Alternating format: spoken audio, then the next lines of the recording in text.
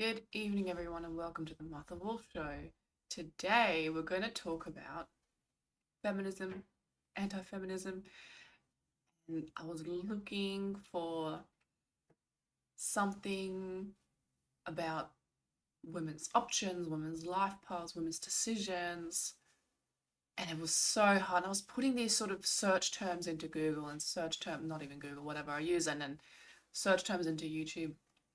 It was coming up with the worst things like, oh, women's life stages. And I was like, yeah, okay, life stages, but I'm looking for like different path. What path can you take as a woman? If you make one choice, what does it mean? What are the repercussions? Like, what are the trade-offs? That's kind of what I was going to talk about. And I was looking for a good piece of media to kind of give me that prompt for me to go along with and respond to. And I didn't find anything good. I will look again. But I did find something that is going to prompt conversation into a lot of these sort of topics. And it's actually pretty good. And some bits are lacking, and I'm going to put my own comments on my own editions. And some bits of this are so good that there's really not much else to say. So we're going to look at this debate between feminists and anti-feminists. It's kind of like rage bait. And I've called the show like the anti-feminism has a low IQ problem, which I think it does. But I also think in this debate, that was my thought watching this debate. I was like, oh my goodness. But then I think to myself, I should say perhaps the guest that they picked for this particular debate, because it's like a group of feminists versus a group of anti-feminists, and I was like, maybe they purposefully picked the anti-feminists to be a lot less well-versed and a lot less intelligent. Maybe that was partly purpose, but I suspect that it wasn't. Oh, sorry, these glasses, I swear. There, because my headphones are upsetting them there. I know people in real life. I know people, sort of women who are all over the spectrum. And I do think it's not a bad reflection of reality, to be quite honest. I don't think it's like so obviously rigged that they pick high quality people for one side and low quality for the other side on purpose. I actually don't think it is, but perhaps it is. I should just say that as a, All right, let's just dive right in. Dr. Michelle Daff, welcome to The Bridge.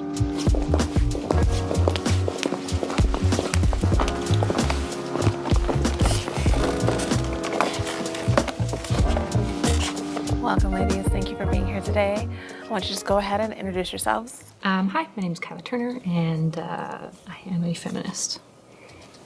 Hi, my name is Anne. I'm a feminist. I'm Bella. I'm a feminist. I'm Ceci. I'm a feminist. I'm Chelsea Godds. I'm a feminist. I'm Matrix, and I'm anti-feminist. I'm Jada, and I'm an anti-feminist. I'm Savannah, and I'm anti-feminist. Hello, everyone. I'm Maggie. I do not identify as a feminist. Hi, I'm Carmen. She's my favorite of the anti-feminist side, I think. And I think there is such an advantage that you get from just a bit of age and a bit of experience. And it's just everything gets thrashed out in your mind and fleshed out through real experience as well. And you can see like she's the one of the two black ladies are both wearing pants. Not that it matters, whatever, you know, but I'm saying it could potentially be something. So I was thinking to myself, are they trying to signal something? Like, how do you dress to a debate like that? Do you sort of think, are you trying to make a point? Are you trying to make a statement? Because I think it's a really good, you know, language kind of speaks. It's kind of its own language, and it's sort of, there's a context in which you're doing that, right? So it's like you have an opportunity there to send some sort of message. And she's just dressing really professionally and really, really normally. And I think that's kind of cool too, you know. Whereas going for more of the flowery dress is sort of, it's a little bit like, it's a little bit too much like 2D chess. It's a little bit like, oh yeah, see, I'm trying to be this position, therefore now I'm going to try to embody that sort of person. What sort of person should I be if I was an anti-feminist? Oh yeah, I'm going to be the sort of girl who has her hair out and long and has a dress on. It's a little bit, there's a lack of nuance, there's a lack of play, there's a lack of, and I guess at the end of the day, there's a lack of intelligence in this, right? I'm not saying, but to me, like, the clothes can be a little bit aspirational. Right now, I'm just wearing a jacket because it's actually quite cold. It's quite cold, but that's not, I'm not sending a message really through this jacket, except like, you know, maybe grit your teeth a little bit and do something even though it's cold, and don't just like lie in bed all day. I think it's good, but yeah, no, you know, the way that you communicate, that's sort of simple, isn't it? JC, and I am an anti-feminist. Thank you, ladies. Like she's like this brown girl, this non-brown girl, brown dress girl here in the middle. Oh, you can see my cursor. Sometimes you can't see the cursor. I swear every time it's different. With her hair, long hair, like it's obviously super pretty. I get that, and I get that it's like a sign of femininity, but it's kind of culture dependent, right? In some cultures, like really long hair is like a warrior thing, like the warrior men will have that. But it's like very much like, oh, I'm the prize. Like, see, like what does long open hair tell you? It tells you I'm not doing physical labor. If it's like braided, you could be a warrior riding on a horse, but if you got long open hair and it's like that, it's very high effort, it's very high maintenance, and it means you're not doing the physical work. And of the feminist side, no one's done that. So I just thought the first impressions were kind of interesting. And then obviously there's a massive racial disparity between the feminist side and the anti-feminist side as well. That's like the second like really big difference. One girl on the feminist side did dress like almost over the top feminine, like with the corset and the dress, and like, that's pretty out there, you know. So yeah, I just thought that was interesting, but nothing too extreme. Let's see what else happens. And the first prompt is, women have more privileges today than men. Okay, anyone? So every single one. So in the feminist side, there's a bit of diversity, not much, but there's at least a little bit. There's this one girl, and she ends up being quite well spoken and quite educated, and she's saying, yeah, like women have more privileges now. So at least there is some dissent, just saying. And in the anti-feminist group on the right, there's absolutely no dissent. They're all saying women have more privileges, and I guess you could read that as potentially, do they think that there's too many privileges, or women have it too well, or something like that. That it, because you're saying you're against, like, here's the thing.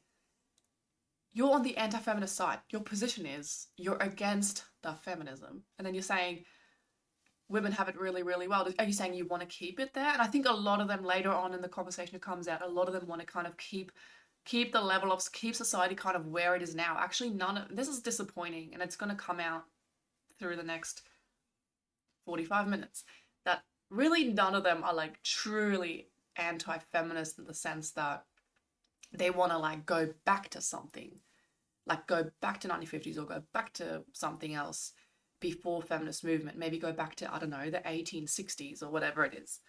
None of them actually hold that position, and that's disappointing to me. It's like, that would have been really cool if they found, it probably would have had to be men, to be quite honest. They would probably have to be men, because I don't know if many women even hold that sort of position. That's a bit extreme, that's a bit out there, it's a bit quirky. Put someone in there that like actually legit makes a good argument for going like way, way back. Like an Amish, that would have been cool, but no, they didn't do this. So this is not what this is. But I'm just saying, like, that would have been really much more interesting. Like, what's interesting is people actually disagreeing. And I think that's what the show's trying to get.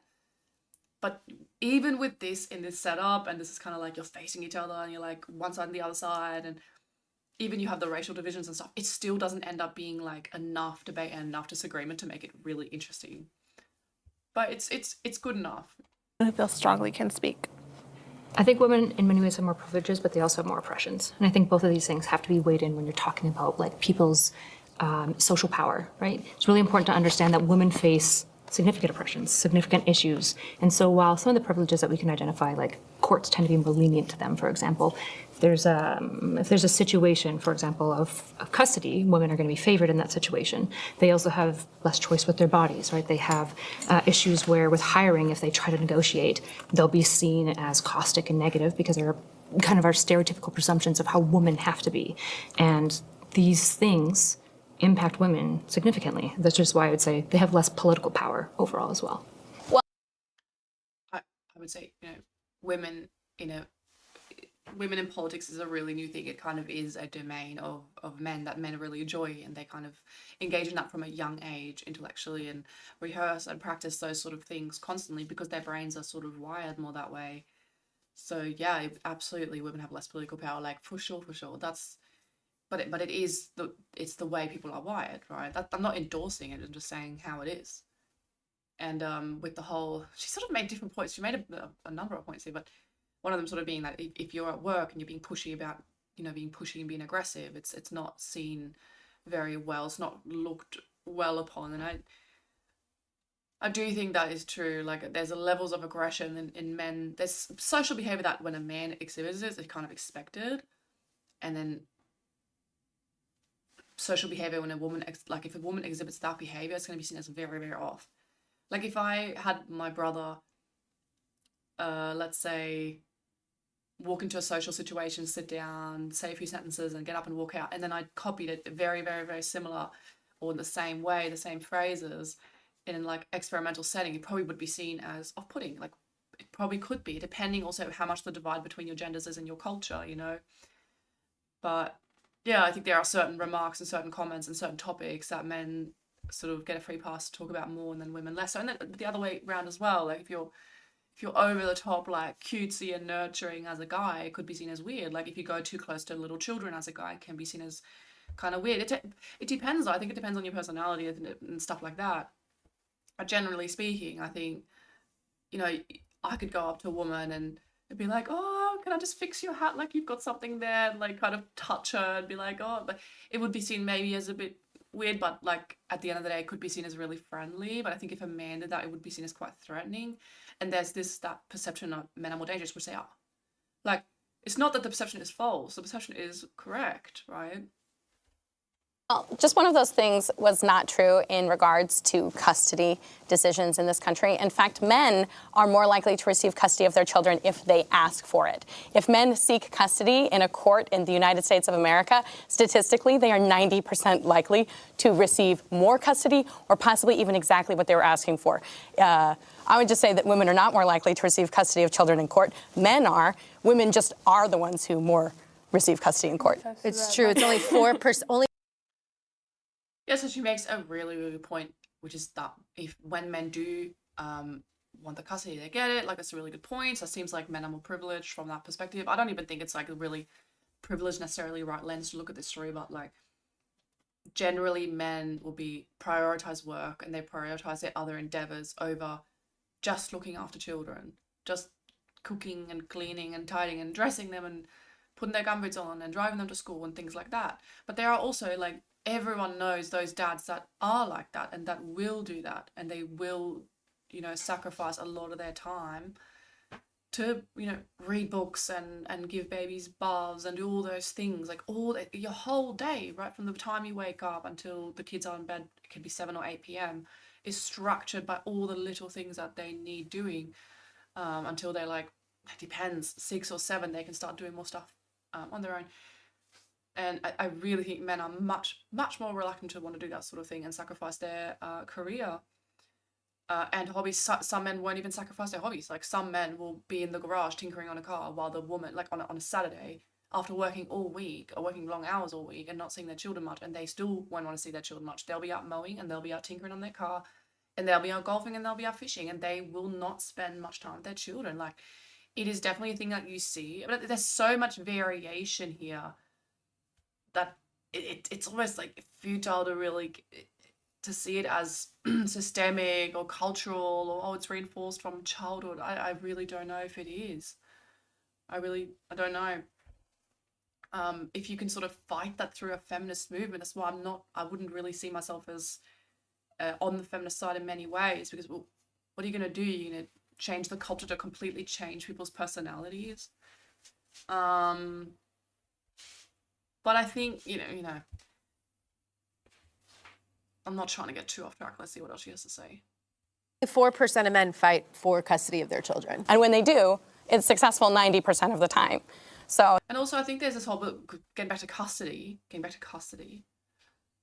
this idea that, women get custody most of the time, overwhelmingly, therefore they're privileged. It's like, wait a second, that is just constant work, unpaid work. Why is that the privilege? Like, essentially, if you went into a normal home, a normal married couple, the man's out working all the time, the woman's home with younger children, and I'm not saying necessarily like school age or high school age, I'm saying younger children, you could say, oh, see, that's so unfair. She's so privileged because she's got custody of the children. It's like, he's working and she's got custody of the children at this time. I know that's not the legal way of expressing it, but isn't that really just, they're just really living the traditional lifestyle, but in their divorce? Isn't women getting custody most of the time just, isn't that kind of trad? Why is that something that men's rights activists complain about? And then they say, well, we need to go back to a more traditional way. It's like, well, traditionally the men are out working and the women are mostly with the children. So it is the same way. Not advocating for divorce, by the way, at all. That would tell me the court actually favors men. I understand that there's like kind of this anecdote that family court does in fact favor women, but it just so happens that women are more likely to want custody of their children. And that's where that mythology comes from. I would disagree.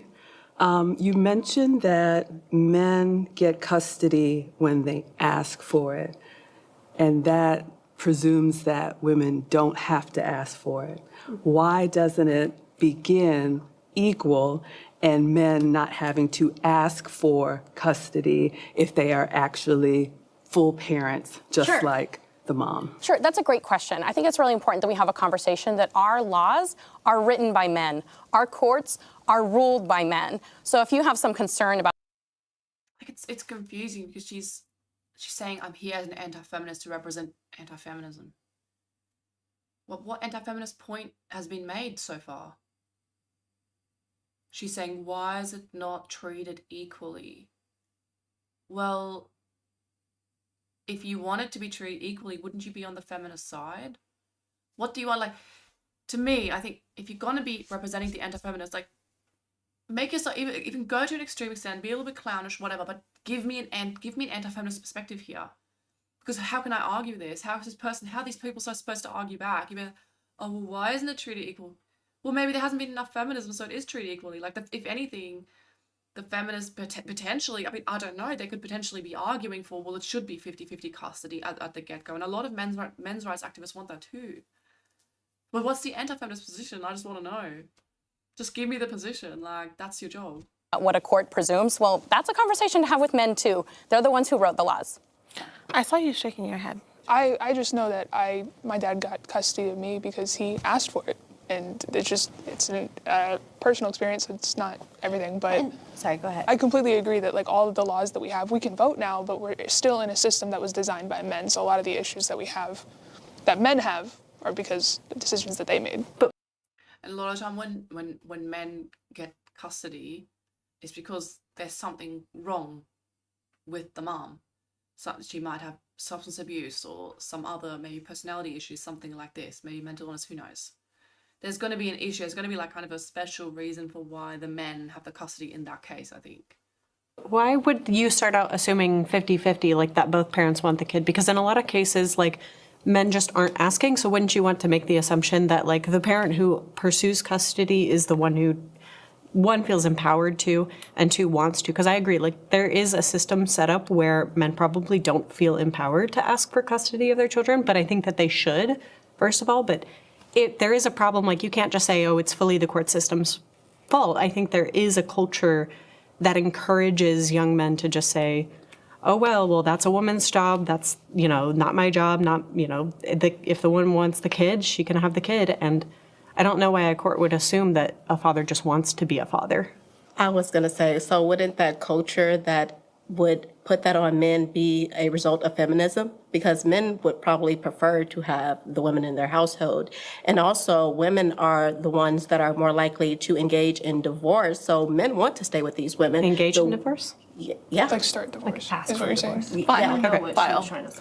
Yeah, and men are the ones that actually stay because they want their family together. It is women that actually disrupt the family, and then they get upset with the results of a disrupted family. Or they just want to keep the woman so that she's running the household. I don't know if it's necessarily I don't know. Men can't function as well without women as women can without a man. So I feel like when he hears divorce is on the table, it's going to disrupt his whole life a lot more. And I feel like that's really what they're thinking about. So women do initiate divorce more. The issue is that they also initiate couples therapy. They also initiate seeking every single other alternative before divorce at basically the same rates as we see with divorce rates, right? So yes, women are divorcing. The issue is that like men accepting a loveless marriage with children who are miserable isn't isn't like this thing that we should hold up and go, see, isn't this better? It's like, actually, all of this is unhealthy, right? It's unhealthy that men have been socialized in such a way that they don't think of themselves as fathers first, that they aren't asking for it, right? Whereas in this Yeah, so this, I guess to wrap up the point that they were making, basically, there's always like the one side that's saying, well, wait a second, but women are initiating divorce a lot, and then the feminist side says, well, they're just the ones who file paperwork. They're the ones who are kind of more conscientious, usually in the home, or maybe in certain homes it's like that.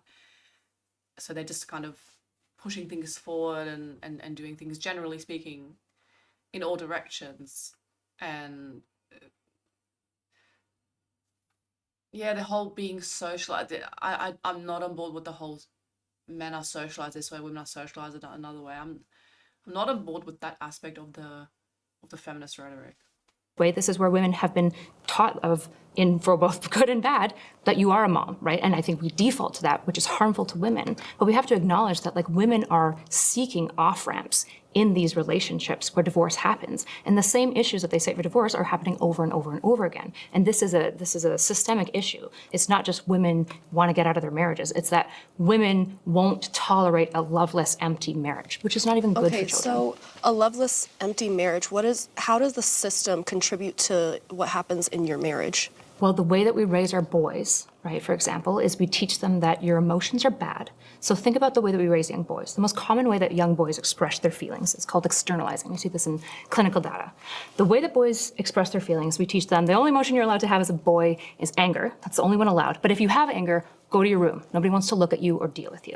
And so what we've done is we've taught men that their feelings aren't okay, that if they have them, they're isolated and weak for having them. And so the only alternative for them is anger or anhedonia, a complete like emptiness and vacuousness. And so in this way, this is how society is contributing to this, because the presumptions we place onto our children that set a course and script for them that destroys their relationships. And men are reporting this. They're lonely, they have less friends, and their marriages don't work out. Men are saying this. I don't think a lot of this stuff is socialized. I think it's just, it's biologically wired. And if you get a girl who's been exposed to more testosterone or androgens, she's going to be more masculine. And if you get a woman who's through her development, a man who through his development has been exposed to less of that stuff, who's going to be more feminist. So I think makes a really, really good case. Like you constantly see like that, especially with men, there's a lot of variation. They're more masculine men and more feminine men, and they're going to show like a range of feminine behaviors and a range of masculine behaviors, more or less. So I just think there's really, I think this whole socialization thing doesn't really have good data at all. So I disagree with the side of it. Basically, what they're arguing for, the feminists here, is like, oh, we need to start socializing men differently to lead to a different kind of society. But if you're the anti-feminist, really, if you're anti-feminist and you're smart, you would just be like, okay, cool, like try that. Raise a generation of kids like that. Takes like 30 years before you really see any results. 35 years before they have their own kids and families and stuff like that. See how it's going to work out for you. It's not going to do much. It's probably not going to do much of a difference. I don't think it's all going to do much of a difference. So really, from an anti-feminist perspective, this all doesn't really matter because it's not really consequential. So I think people need to stop being so up in arms and get emotional, get threatened. Because like, if it's not reality-based, it's not data-based, if it's not true, if the analysis is not true, then the solutions are not going to work either. And their solutions, I mean, like, if you disagree with the direction that they're trying to go, which is equalizing men and women's roles a bit more in society. Not that anyone ever really says that, but like, I wish they would just sit there and be like, yeah, we want to equalize men and women's roles. They say they want equality, but it can always be like a little bit more vague. You want them to do more equal roles. You want them to have more equal distribution. And I think they do make a case for that. So having more equal distribution of like time with children and time working and things like that. I think that's an okay goal for a family to have. And I think that's an okay goal for you to set for your own children in your own family if you want. I don't really see how that's massively harmful unless it's like pushed down from a government and forced onto cultural groups that cannot absorb that kind of knowledge, and that their culture is not ready for this kind of step and may never be ready. I'm not saying everyone's heading the same direction and evolving in the same direction. I'm just saying there are cultures out there that are completely and very comfortable. There are families out there that already live this.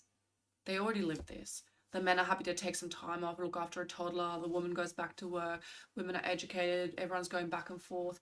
They're taking turns. And I think that's wonderful.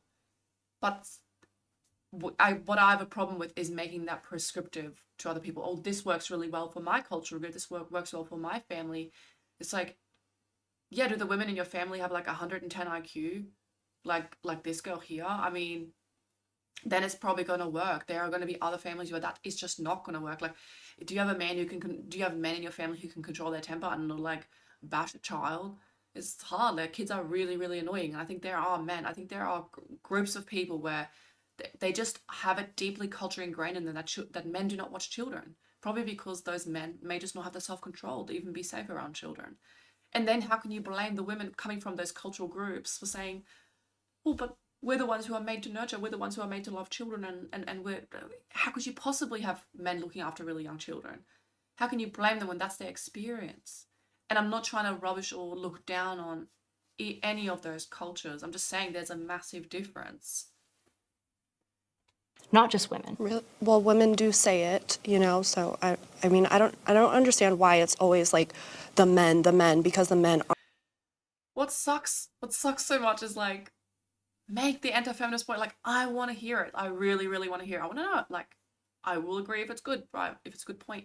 She straight away goes into a straw man. Like, this is one of those fallacies. It's a really bad way of arguing. You should take what the other person says, seek to understand. That's how you do it, okay? The other person says something. You go, okay, is this what you mean? X, Y, Z. And then you make sure the other person confirms, yeah, that's what I mean. Okay, now that I understand what you mean, this is why I disagree. She's doing the opposite. She's so defensive. She's got her arms up. She's got that mean look on her face the whole time. Like, whenever they put the camera over, I'm not saying right in this second, but the whole time, ongoing. So she's defensive. She's not letting information in. She's filtering it in an aggressive way. You can just tell. And then she starts with a straw man. So because a straw man makes it intellectually much easier to attack. So you construct your opponent's argument. Oh, so this is your argument, huh? And then you construct it. That's the straw man. And then you attack it. This is so stupid because see how stupid it is, but what you're attacking is your own construction. It's not actually seeking to fully understand your opponent's argument, which is just harder to do. So let's see what her straw man is exactly. And men are reporting this. They're lonely, they have less friends, and their marriages don't work out. Men are saying this, not just women. Really? Well, women do say it, so I mean, I don't understand why it's always like the men, because the men aren't emotional, because the men aren't this. Like, the women are the ones that want to leave. So but women want to leave, and maybe we should ask them why, because men are responsible for 90% of the violent crime in the U.S. Like, we always talk about women and what we should be doing. I really can't. I talk about feminism a lot, and I get so sick of it because I don't know why we're. I think the theme right now is male misbehavior. Is there a problem with how men are behaving? And these women here are happy to address it in various ways, and some of which I've overtly said I don't agree with the whole socialization thing. I don't agree. She's almost kind of infantilizing the men and saying, oh yeah, like their bad behavior kind of comes from like the way they're raised and our expectations, and we can change it, and then the men will be great. It's kind of sweet. Like, it's almost like she's very like pro men here, I guess, from her perspective. And then pink-haired girl comes in with a bit more like data and facts about like, well, wait a second, we need to address male misbehavior. Maybe you can understand divorce rates and things like that, but understanding the male misbehavior. And on the anti-feminist side, the curly-haired girl was basically saying, but why are we even talking about it? It's like, you came to a debate to talk about this topic. You're going to talk about feminism and anti-feminism, not talk about male behavior and socialization. I mean, have your arguments prepared for this. What do you mean, why are we talking about it? This is so fucking lame. This is stupid. You were there for that debate. We're not talking about men. We're always focusing on women and what we should be doing and what we shouldn't be doing. What is with men? They're responsible for 95% of domestic violence. Because yes, these anti-feminists are happy to talk about women should do this, women are made like this, but they're not happy to talk about men. Why not? Why not? 93% sexual assaults and pedophilia, 88% homicides, 85% serial killings, 98% of mass shootings. She's good. I'm not going to fact check every single thing, but like, from having read this data in the past, this is really close or really accurate, right? Like, aggression is driven by testosterone. So men are very aggressive, especially in the years of their life where their testosterone's high, and then as the testosterone tapers with age, they mellow out, and kind of men and women become more similar over time, over age, and that's really beautiful too. But like just pointing out, like, yeah, men are aggressive, like men have all the aggression, like men have all these kind of problems are mostly because of men. It's like that is a really important thing. How can you talk about this topic without bringing that up? I think she's done a very good thing here. Society needs to address male misbehavior. Male misbehavior is pretty bloody severe. Female misbehavior exists also. Women do have aggression. But, and this is kind of like the Jordan Peterson mistake, I think, as well, to say, oh, well, women just have different kind of aggression. They just like, they gossip and they slander and blah, and it's like, yeah, they do. But they have a lot less aggression in the first place. Yes, when women are aggressive, they do aggression differently. But they also have a lot less aggression than men. Go on, 77% of assaults. They are responsible for so much, and then we sit here and want to make women feel bad for wanting to leave that man. I don't know why we always are focusing on women all the time. Well, because their solution is always to leave. It's never to Not stay always. and figure out- Sometimes they want to have therapy, and the man doesn't want to do that. Yeah, and therapy is such BS because you go to a couples therapist and they say, "Oh yeah, you should leave your husband." That's not always the solution. true. Yes, that is. Have you that been is to couples always therapy? the solution. No, and I will not go to okay, couples so you're just therapy.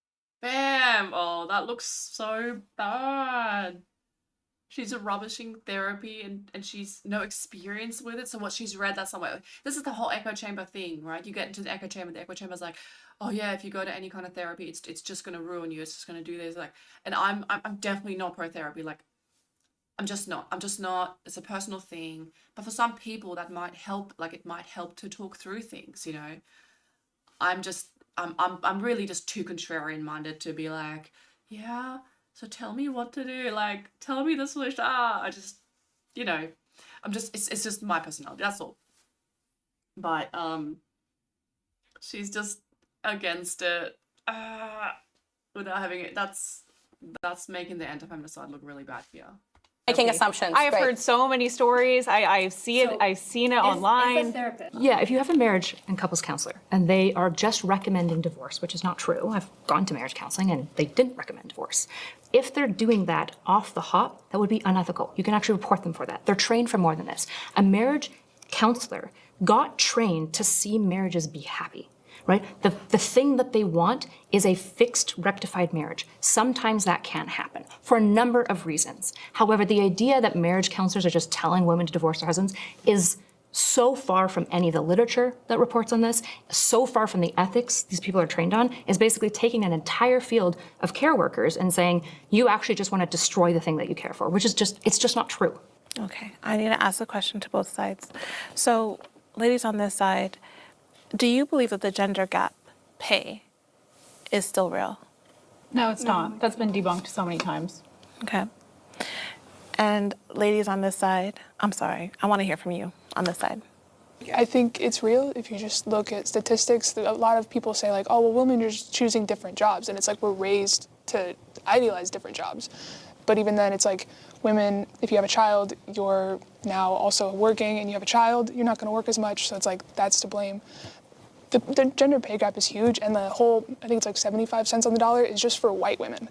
It's less for Hispanic women. It's less for black women. Like it changes. It's very real. But you think that they're Just recap.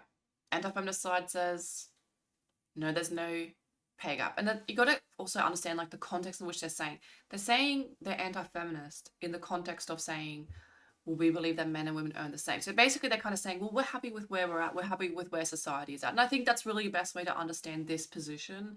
It's not really so much anti-feminist as it is like kind of status quo, like let's just keep this way, let's not push any more crazy stuff, let's not push any more changes. And I can sort of understand that because I think some of this socialization, how you raise girls and boys, I think a lot of that stuff is nonsense and it's not going to really achieve the goals. So I think at that point we need to put the brakes on a little bit or just sort of leave it.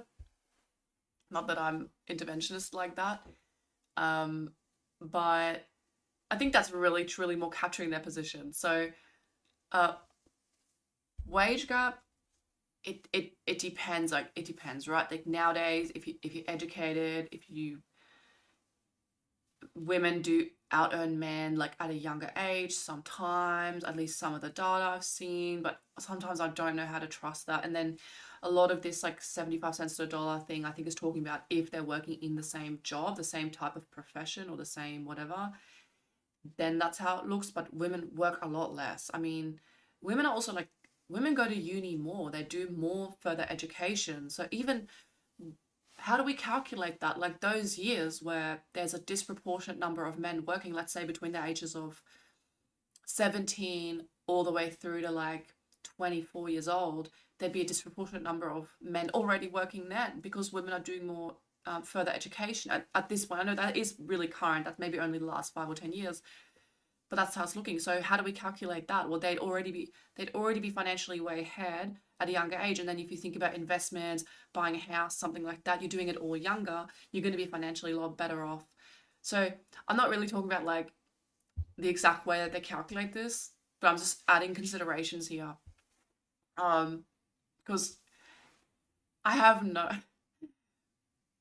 did go to a housewarming party years and years and years and years ago, and this guy bought a house at like, was he like 21, 22 or something? And he just worked as a tradie from a young age. I'm not even sure exactly which ages, and maybe got some help from parents, but he had worked. You can work from a young age, and because money kind of stacks over time, it's one of those things that it gives you that boost. It gives you a massive boost, right? So you could make like a feminist argument for saying, why are we pushing so many women into further education? It's not going to end them up with jobs. It's not going to be pushing them into like well-paying jobs and make them independent. Like we're really just dragging them down more financially speaking. That could be an argument that no one makes. I'm just making it, because no one here is making that.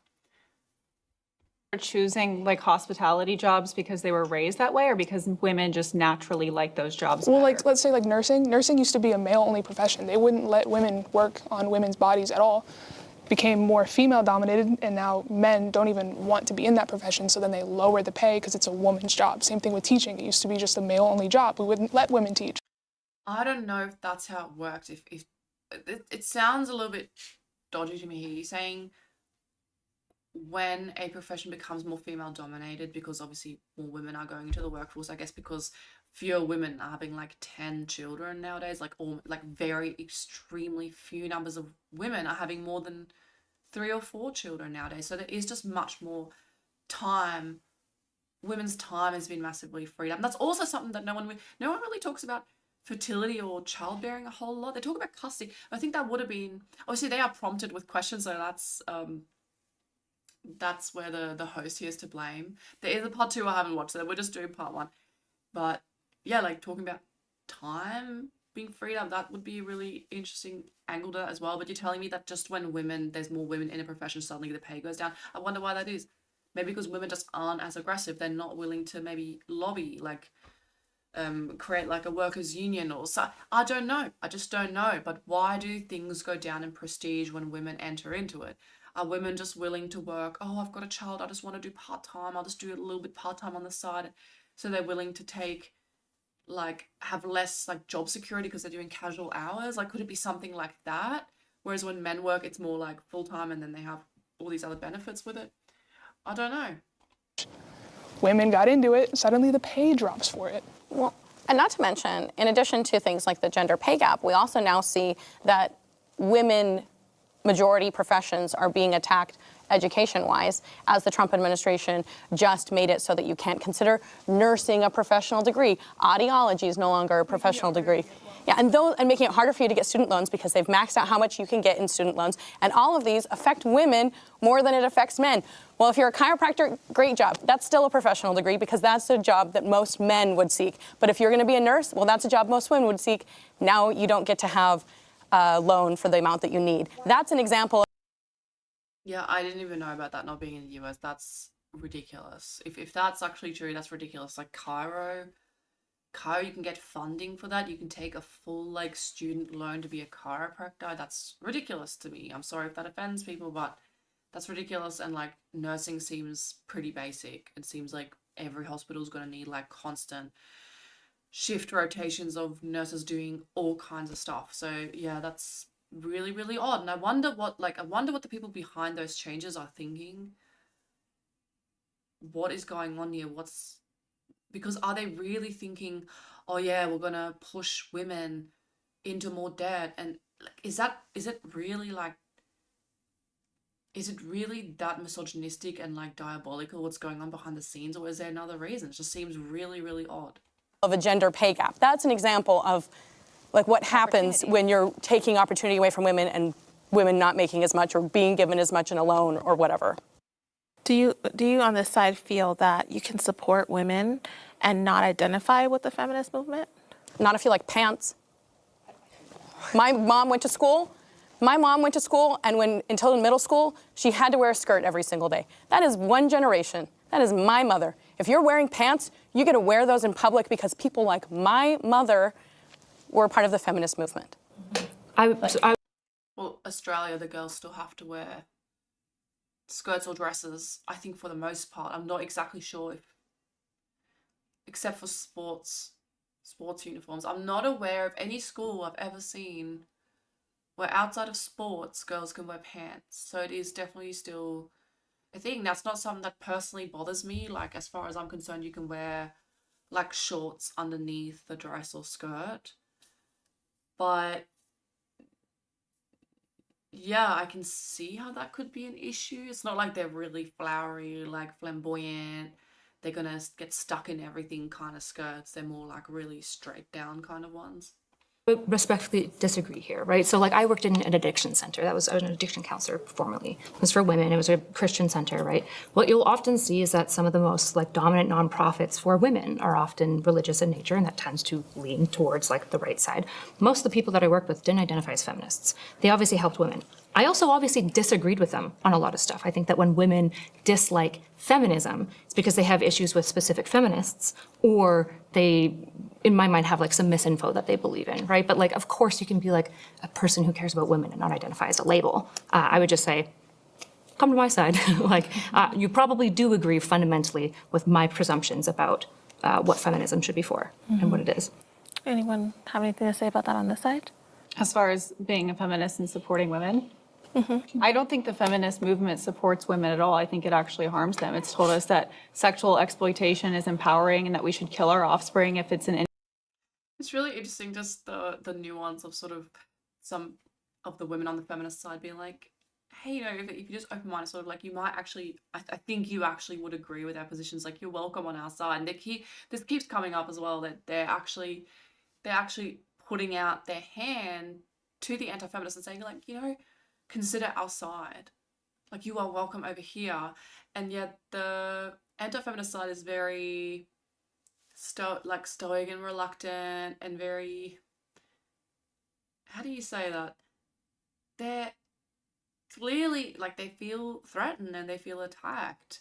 And that might be because they're really not the dominant culture. The dominant culture probably shifts slightly. At least if you look at like the elite kind of media culture, it would be a lot more on the feminist side. And maybe that's why they feel like the underdog. They feel kind of attacked. But I suspect it's more than that. I think it's more the certain personality type. They, you know, everyone wants to feel respected and feel like they're socially accepted, or maybe on top or dominant in some way, like they have social status, and clearly I think they feel undermined. I think like they feel like they have low social status in this scenario. And if you look at the way the feminist women are talking, I mean, they have a lot of information and data, and they're quick and they're intelligent, and the other side just really has nothing even close. It's really not even close, and their talking points just don't stand. And so maybe that's why they're acting like this. Antagonistic, that's what I was looking for. They're acting antagonistically. Inconvenience to our life, and that marriage and family are not important anymore. I mean, it's completely destroyed everything that's been. And see, once again, she's going back to straw man, so she just jumped straight back into a. Let's see the straw man. Side? As far as being a feminist and supporting women, I don't think the feminist movement supports women at all. I think it actually harms them. It's told us that. So, the feminism, blah, blah, blah, and then it goes straight back into building the straw man. See? So she can't just. She's not giving her own position really in a natural way. Like, well, I hear you guys, but I want this kind of society. I really value this, and that doesn't fit in with feminism. That would be doing not a straw man. That would be like truly making an argument just from your own perception and what you think, and kind of sharing your vision. But they're not doing that. They always have to lean on building the straw man and then attacking it. So it just shows you that there's really not a lot of intellectual rigor behind it, and it's sort of coming from a place of being maybe radicalized or marginalized in some way. Sexual exploitation is empowering and that we should kill our offspring if it's an inconvenience to our life, and that marriage and family are not important anymore. I mean, it's completely destroyed everything that's been unique about womanhood. So the alternative is like Feminism, she's saying, feminism has killed everything that's unique about womanhood. But has it? I mean, I really don't know. I mean, I guess it's the sort of idea of, well, it's just trying to turn women into men. It's like, I don't think feminism is really trying to turn women into men. I just think that more masculine kind of women are drawn more into feminism. And it becomes like kind of a miscommunication between a more feminine type of woman and a more masculine kind of woman to some extent. But there are more masculine women on the anti-feminist side as well. Like, you get a bit of that overlap, and there are feminine women on the feminist side. So I'm not saying it's all clear cut, but I don't know. like, let me get my ass beat, take my Xanax, and raise these kids when I don't want to. Like, what's the alternative for women who aren't happy at home? Like, that's what I don't understand. Women are pill popping more now than they were in the 50s. I guess that is a good question. I don't know if it actually ends up getting answered, but what's the alternative if you're not happy with that kind of life? And like, people grow up, like you see your mom be like that, being at home, doing all the childcare and things like that. What if you're not happy with that? What if it makes you angry? What if your father was awful and maybe he beat your mother, or maybe he controlled her, or maybe he left her with very little money? Like, what do you do then? What do you do as an alternative? And I think that's kind of where people turn to feminism from these really different angles and perspectives. And some people are just like kind of butch women, or really smart women. They're like, wait a second, I feel like I don't fit in with this like stay-at-home wife stuff. I don't fit in with that. So I think people are coming from it from different perspectives, and these anti-feminists are not really giving any solutions or being open, or they're not really showing like a door where they're like, you can be this or that or that and still come into our kind of worldview. That's not, they're not open at all. They're more depressed than they were. Yes, this is completely. And men are women, yes, 2 times more likely to be on antidepressants than men. Men are 4 times more likely to kill themselves. Why do you think that? Oh, and it's really important to know, because this keeps coming up. Women are much more anxious. That's the main personality difference. I'm not talking about like physical strength difference, but like personality difference between men and women. Women are much more anxious. Women are much more scared. That's the same thing. They're much more fearful. That's the like biggest personality difference, and that's what makes them be like, oh, okay, oh, if you say so. I don't really want to, but I guess I will, right? Like, it's that whole. It leads to so many female behaviors, like avoiding conflict, which makes a lot of sense. Like, you should be kind of scared if you're weak, you should be kind of scared if a guy could, like, the average dude could just knock you out on the spot. Like, it is kind of scary, but your biology has programmed you to be kind of scared. I'm not saying you shouldn't be scared. I'm saying there are reasons that you're like that. There are reasons you should be scared if you have toddlers around who are like trying to throw themselves off cliff and drown themselves in puddles. Like, you should be kind of scared all the time. It makes sense to be anxious. As a woman, there's a lot to be anxious about as a woman. But, sorry, tangent. That we're more likely to be on antidepressants. Capitalism, the way the world is, the economy. Oh, yeah, that's why they're going to be on more of these pills and stuff like that. Like, their whole mood profile is different. If you just take like your average woman and start injecting her with testosterone, she's going to be like, yeah, I'm so confident now, I feel so great, I'm going to take on the world. In fact, I'm going to pick a fight with someone, and I have so much sex drive now. Like, yeah, like, that's what testosterone does. Like, that is the whole difference, right? Like, so it's no surprise. It's like the whole so what I'm saying is basically the anti-feminist argument of being like, oh, but see, women aren't happy, like, juggling work and children. It's like, yeah, they're juggling work and children now, but they used to have like 15 children. and like constant miscarriages and like babies dying of fever. Like, I mean, it was horrible, horrible. Going to work and coming home, picking your kid up from daycare, giving you dinner, like, oh, feeling like a bad mom. It's all horrible too. Life is kind of horrible. Life is kind of horrible. Life is kind of suffering, right? It's not like, you know, oh, women all used to be so happy and now they're all so sad. I mean, come on. I'll tell you right now, the economy controls the mood of a country.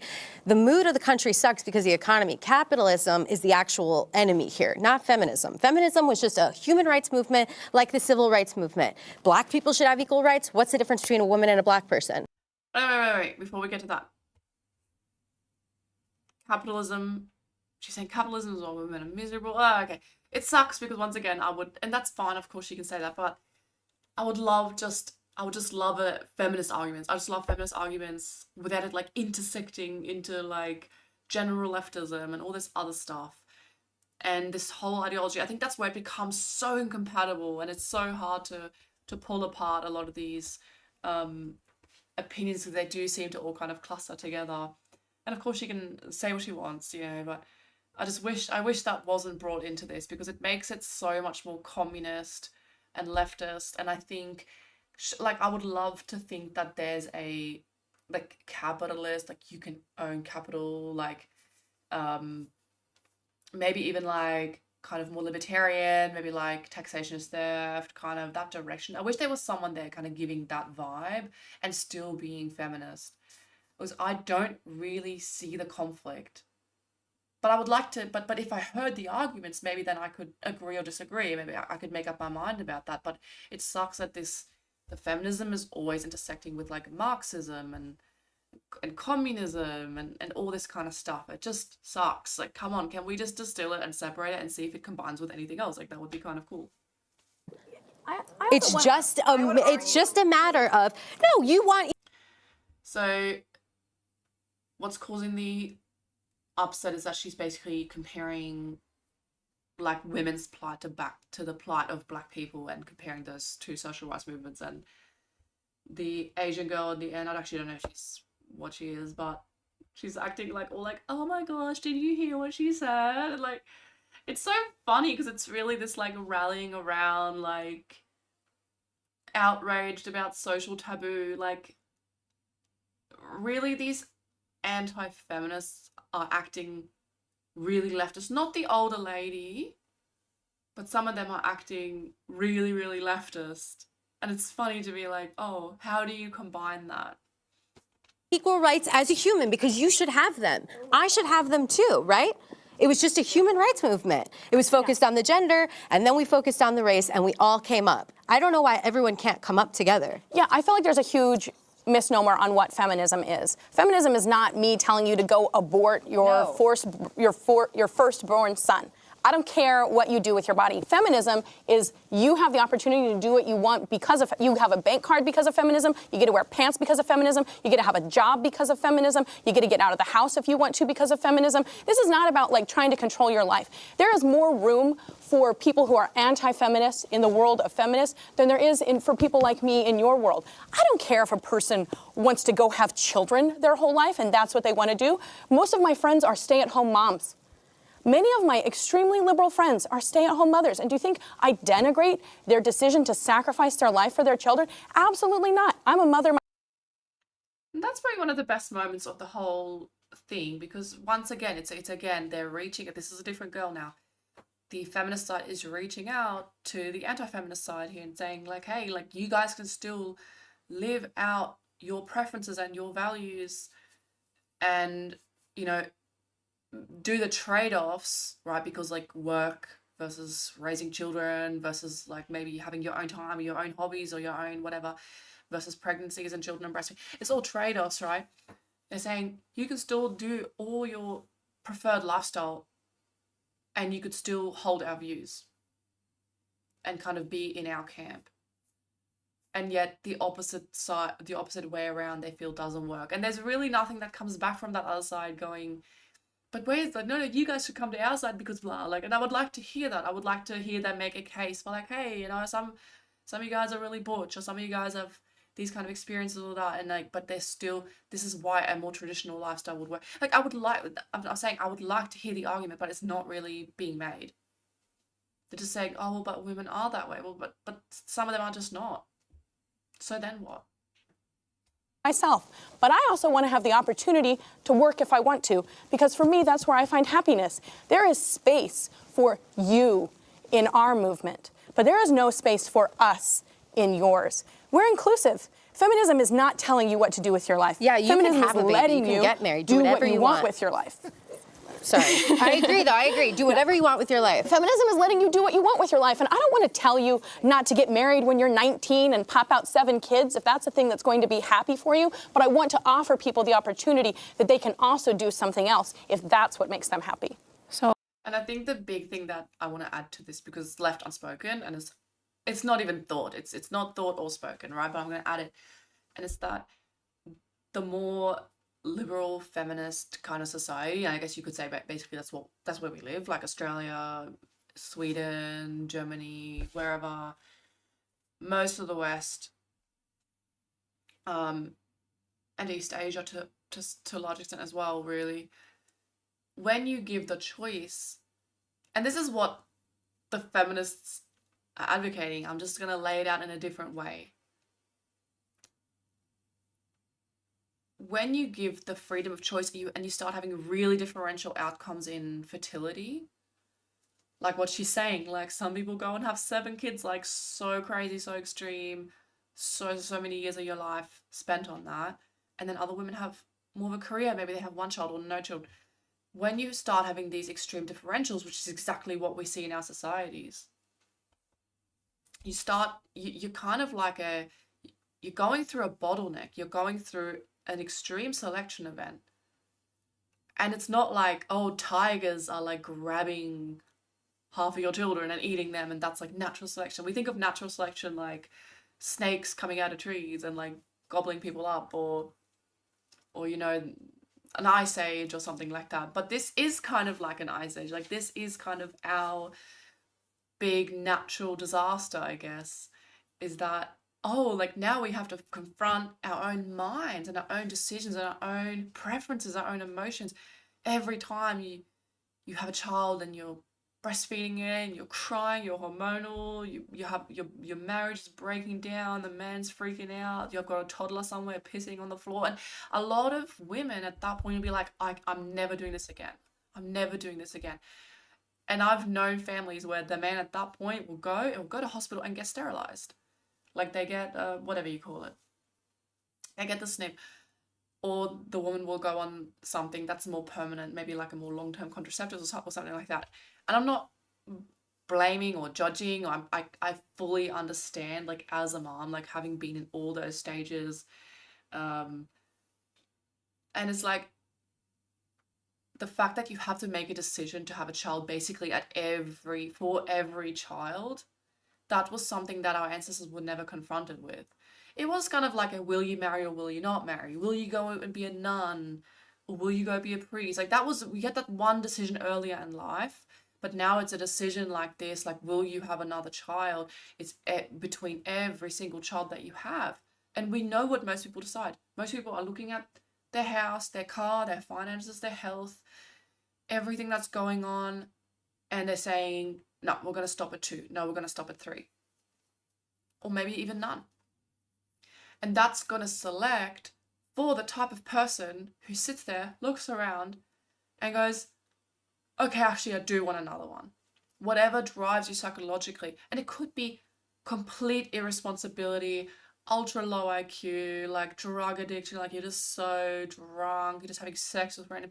It could be that makes people have more children. I think that is that stereotype that really irresponsible and very, very stupid people have a lot of children. But it could also be preparing and planning and being very frugal and being very prudent and really thinking about, okay, where do I get a car? Where do I get a car that's got more seats? And actually, you know, if I put a bunk bed in this room, maybe this other room can be another bedroom for my children and that sort of thing, and having family support. I think a lot of good people are selected, and with good traits and with supportive, stable marriages are selected in this process. So what I'm saying is that's what the feminist society leads to. And that's why it's very hard for me to sit here and say I'm opposed to the feminist society. The problem with the feminist worldview is that most people, in fact, do choose to not have enough children. Like, and what's enough, right? Like, I'm not trying to say this number is right or wrong, but basically, most people do choose to, first of all, delay children, so then you have the whole generational length thing, which reduces the size of the population, and then you have the delay, the smaller number of children that people choose to have, and so it's a really dangerous route to take. I think it's great in many ways. I think the feminist, open, liberal, individualist, like rights, everyone has rights, that kind of society is really, really, really great in terms of you just not having people being abused left, right, and center. But you do really run the risk of just going extinct. You just run the risk of just running out of people, like running out of young people, running out of taxpayers. Like your whole social system can just crash, like your whole pension system and things like that. Like, as we know, like this is sort of talked about quite a lot. This can just completely crash. It's like, damn it. Is it really worthwhile? So that's where I would say with the anti-feminists, like they should make a case for, the case that I would make if I was on the anti-feminist side is to say, I really, really want people to have freedom. I really want people to want each child, but the truth and the reality is that people will not choose it. And my society, my culture, whether that's like African American culture or Mexican culture, or if you say Australia, like Australian culture, whatever group you're part of, it doesn't really matter because it's all going to be the similar sort of thing. You could be Korean, I don't know. You could say, well, I just know that my people, in my culture, the women cannot handle that level of freedom. They have to have contraceptives taken away or we will not survive. Like that, at least you're making a pretty intense and extreme argument that would be an anti-feminist argument that you could make, you know? You're like, okay, you get an off-ramp, you don't have to be a mom, but the off-ramp is like you don't get married. And that's, I think, more close to what it used to be. And once you're married, it's like you don't go. I'm just saying, like, if you're gonna make an anti-feminist argument, make it like be strong. And like none of these women believe this. None of these women actually want that. None of these women believe that whenever a man in a marriage like wants sex, he just gets the sex, and like the woman just has to get pregnant. It's just random. She has like no control. She has no ability to really say no, and she just gets pregnant. And then they have like what women used to have, like 17 pregnancies, and half the children die. And society just becomes like kind of poor because there's no women, like not a lot of women taxpayers, and like I don't think any of these anti-feminist women want back to that. But I think they should argue for it. Oh, I did get a sense that someone on this side felt like this side was feeling or was speaking in a way that felt racist. Can you speak to that? So when you said something about the difference between women and black people. As far as human rights. Can I speak or are you going to keep cutting me off? Yeah, go for it. Right, thank you. There's such an arrogance and entitledness in this girl in particular. The one to her right, actually, no. She's acting like really like too calm and stuff, should say some stuff, but she is so arrogant and entitled. What is making you like this, you narcissistic person? Like, don't just act it. Tell me what your value is. Like, oh, I think I have high value. That's great. Why? Like, give me something. Because she's not speaking quickly, she's not very intelligent, and she's not bringing any data as far as I can tell. So what are you so proud of? What are you so proud of? Is it your ethnic heritage? I don't even know what it is. Is that what you're proud of? Is that what makes you so special and unique and you think you're better than everyone? Because that's what it seems like. It seems like it's the unusual ethnicity that's making her act like this and no value that she's actually bringing here. Because the white girls on the other side, let me tell you, the white girls on the other side are absolutely thrashing this side. They are much more intelligent, and you can tell by the way they speak and by the facts that they're bringing.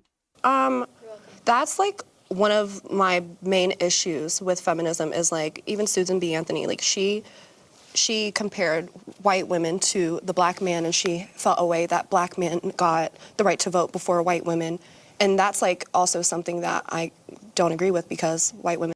Like also the ring, like the nose ring, we even call it eyebrow ring, the tattoos, the dress, like if she walked around, and I'm not saying she can't come and make anti-feminist arguments. Of course she can. And I totally want to. Like I said, I'm kind of for their side making arguments. Like, I wish they were making better arguments. I really wish they were making stronger and better arguments than they are.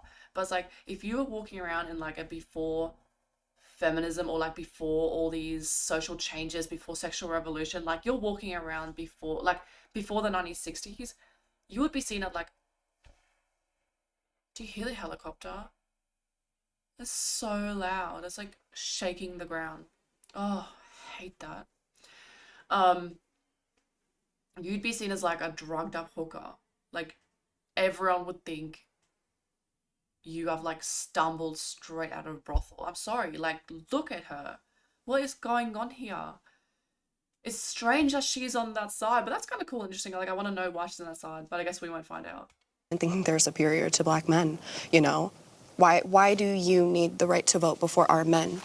That's the question I would ask. I'm saying everyone should have it at the same But time. why do you I'm not have talking to about when it happened. I'm saying everyone is a human. It was just, Doesn't you just matter your throw it, race or your this is gender. the thing, I feel like you should be able to live your life the way you want. That's the feminist movement. But why did you have to choice bring now. up black people? That's what I'm trying Because to say. it's a human because you're rights performative. movement. I'm comparing. Because you're performative, babe. Okay, You're I'm performative. comparing human rights movements. Black people exist. Women exist. You don't have to I speak think on it. both of them Don't speak on it. Why? It's a human rights movement. That's what we're It's talking not about. productive. I'm telling you, I don't like It's not productive to talk it. about human rights movement and compare the two when they're just about equalizing things for people so that we can all come I'm up letting together. you know that it's offensive. I'm telling you that it's Yeah, just because you have like some ethnic thing in you, like we all have something, like most of us have something mixed in. You should be a little bit like, hear someone out. Don't feel like you have to stand up and be like, oh, well, I'm of that ethnicity. My grandfather was that, so therefore now I'm the only one who gets to speak about it. You like, what's this defensiveness about? Like, I mean, if someone's like, oh, the word for this in German is this, and it's literally wrong, I'll be like, even then, I might just shut up and not say anything because I don't want to hurt that other person's feelings. Like, if it's not said in an offensive way, I might say nothing. Or I might say, oh yeah, the word's actually this. Like, I might correct a cultural knowledge that I have being of a certain culture. But this pink-haired woman hasn't said like, oh, African-American culture is this way. Oh, in the African-American community, like this happens or that happens. She's not actually making any like statements of stuff that she wouldn't know about. She's not presuming to know, and then the black woman has to come in and like be like, no, actually it's this way. Like, but it's that mood has been activated, like, oh, you're attacking my group, I'm gonna fight you, like, and it's not egalitarian, right?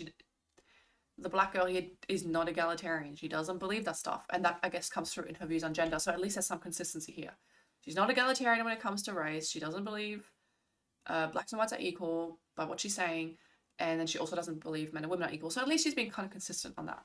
It's offensive for me to say that women should have the same rights as black people. Yep, it is. It's offensive for me to say that all humans should have the same rights as everyone. That we should That's all not have the what same you rights. said. There's a difference between everyone. And now she's like, shit. Like, she has to kind of double down. She doesn't actually mean, I don't think she really means that, but she's like, shit. Like, now I have to come across as like sassy, and like it's a persona that she's playing, right? And now she's going to try to worm her way out of that because the pink-haired girls put up the spot like, you're saying this is racist. Literally right now, I'm saying everyone, I don't give sorry what your skin color is, what's between your legs. I don't care about any of that. I want everyone to be able to make the decisions they want for themselves and have the same rights. I don't want you to have any less rights than me. I don't want this guy to have any less rights than me or more. Everyone should be even. That's fucked up for me to say. Okay, good. Could I just ask? To what extent, and this just popped into my head, because I just can't help to see the racial division of these sides. Like, it's very obvious. And you might say they could have picked a completely different panel of speakers here and things like that. Okay, maybe. But I do think it reflects something. I actually do think that this distribution here reflects kind of the way that gender is viewed in different communities. And that's sort of also not mentioned, which sucks, but like, I guess it makes it too complicated. And that's fine. But to what extent is feminism in this modern shape and form and all that stuff and the modern talking points in the current discourse, to what extent is it actually a white movement, or maybe an implicitly white movement, obviously with other ethnicities mixing in there? I know East Asians do like it quite a lot as well, I think. That will create an environment that massively favors the core white ethnicities. I'm specifically not saying all white people, but the core white ethnicities of Anglo countries. So you've got German, you've got like English, obviously being like the big one, English, Scottish, Irish, right? Like those are your main ethnicities, and you have significant other ones as well. In terms of the white people, like in the US, let's say, Canada, Australia, New Zealand, it's actually similar. If you just take the white people, yes, there's a little bit of Spanish, but like not much. Yes, there's some Portuguese, but not, you might say Hispanic, but I'm going to classify them as like another group. So you have like whites, Hispanics, African Americans, and of course you have East Asians as well. And so it is similar in all the Anglo countries, a little bit differently distributed. But to what extent do white people jump onto the feminist like bandwagon? But I'm not saying they're explicitly aware of this. I really don't think they are. But what it is doing, whether they're conscious or not, could it be a sort of ethnic strategy that makes the survival of other groups much more difficult? Because those groups are more patriarchal, and like they have more, I guess, those traditional kind of gender roles, and there's still more of an idea of, you know, the woman doing a lot more work with the children, and I think not all, and I'm very clear to say not all, but a lot of groups of white people are quite comfortable sharing more, like custody, childcare. The men are more involved with things like that. The men are more happy to do housework. Like, to what extent is this creating an environment that's really bad for it creates instability for like black families and things like that? And that is something that conservatives will actually always say. It's like, yeah, see, like black families used to be like really conservative and it worked. See, they had like all these great outcomes. And I guess they had some good outcomes. They had like stable families, and like they raised their children in stable families. And when the culture shifted like feminist and liberal, they don't handle it well. And actually now it seems to have worked. I'm not saying it was intentional or explicit, or like that people who are part of that movement are explicitly part of it for that reason, but it does seem to result in conditions that are not conducive, especially for black people, because African American birth rates are crashing. Like they are going down rapidly, and I think they're at like 1.3 or something now. They are not high at all. And yeah, that whole demographic, also like culturally, they're like losing ground completely. They're not a high esteem, they're not a high respect ethnic group. Although they used to be, like in the 90s and 2000s more, they were very culturally influential, and I think that is less and less so the case. And as their numbers dwindle, it's going to be less and less so the case. So I wonder if there legitimately is like these ethnic grievances that are coming up. It's not really detailed like that, and they're not really able to express it like that, but I wonder if there is some legitimacy to these ethnic grievances in connection to the feminist topic.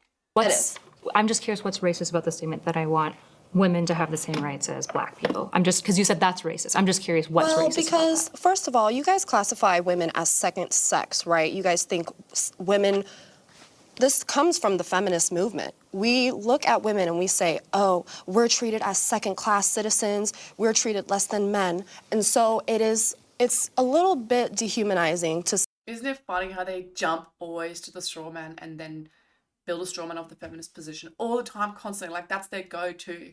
That's probably how they were raised. Like they probably, how do you even be an anti-feminist in this day and age? Because you really would have to extract your mind completely out of the whole environment of the culture and the shifting, and not like reverse engineer your whole mind back to a different state. And I think it's really, really difficult to do. I don't think they're really able to do it.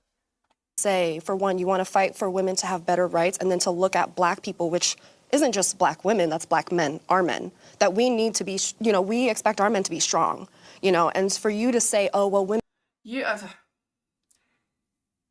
You expect your men to be strong. What does that mean, though?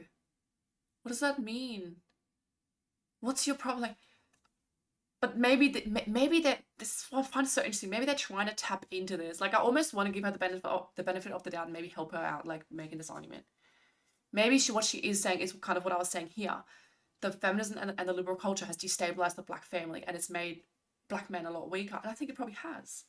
I mean, isn't there like rampant homosexuality among African American men? I mean, AIDS rates and other STI rates are extremely high, and a lot of it's coming out of prison. I expect my man to be strong. Like, okay, I'm pretty sure that's what's happening. I'm pretty sure it's happening over there. I mean, you can just look at the stats of it. And then all these scandals with all these rappers and all these musicians, like, they're all rampant homosexuals. Is that what you consider to be a strong man? Is it like one of those cultures where as long as you're the top of the homosexual, like you're perpetrating the sexual act, let's say, then you're still a strong man and you're just like straight anyway? Is that the culture? Like, is that the view? What is going on here? Like, how do you deal with, like, how do you cope with this stuff? Being, of course you can be whatever ethnic mix you are, but like identifying with it and like being so intensely like ethnocentric, how do you cope with these facts? How do you deal with that? I would really, really struggle being her right now. Women deserve the same rights. Black people should get the same rights as women. There's this culture in Black culture where our men are constantly emasculated, right? So I'm very, very like... Our men are constantly emasculated. Okay, so there is some awareness of this. Is there some awareness of this? Is my perspective so different that I'm not getting it? I don't know. I mean, my husband's a Black man, so I'm very intentional about how we speak about our Black men, and I don't like that. I wasn't talking about just Black men. But you need to be mindful, okay? Since you're a liberal and that's what y'all are about, you need to be mindful. I didn't say anything racist. I didn't say anything like that at all. You're trying to misconstrue. Now you are getting my twisted. Thank you for. Did she answer your question about what offended her? I don't feel like and I'm not trying to be. I know you're trying to actually. Like, she's trying to maintain respect, and like obviously the whole time she sat there like so sassy and stuff. She's basically saying, no, you need to respect my ego, because I'm with a Black man, and so if you pull him down in some, not that she did, but if you pull his esteem or status down, it's going to affect me. It's like, yeah, but lady, you're in a debate, you know? Is this the place, like, if you're friends or if you're in a, like, who do you think you are in this? You're meant to be making a case, and like it's meant to be about that, not about, well, my respect, my ego. You wait, if you offend me, then what? Then what? Are you threatening violence? Like, how does that look? What kind of stereotype's going to come up when you start doing that? Like, imagine me sitting there and going, oh, well, I'm a Scots lass and my husband's a Scottish man, and don't you dare offend us, and blah blah blah. Like, what? Like, what are you talking about? This is so inappropriate. Understand. I genuinely which understand. part of the conversation offended her, and I think it wasn't you. She said something. No. I understand it wasn't me. I'm trying to understand. You said the statement, I want women to have the same rights as Black people. I'm trying to understand what's racist about that. I think Because you wouldn't say that about a white man. it's the men part. I think that got added to. You don't have to say women and Black people and then not speak on like what about the Black men? You know what I mean? Like, I don't understand why you do that. Can someone speak to this? Like, am I crazy? Did anyone else? Did any other ladies on the side feel that same way about that statement?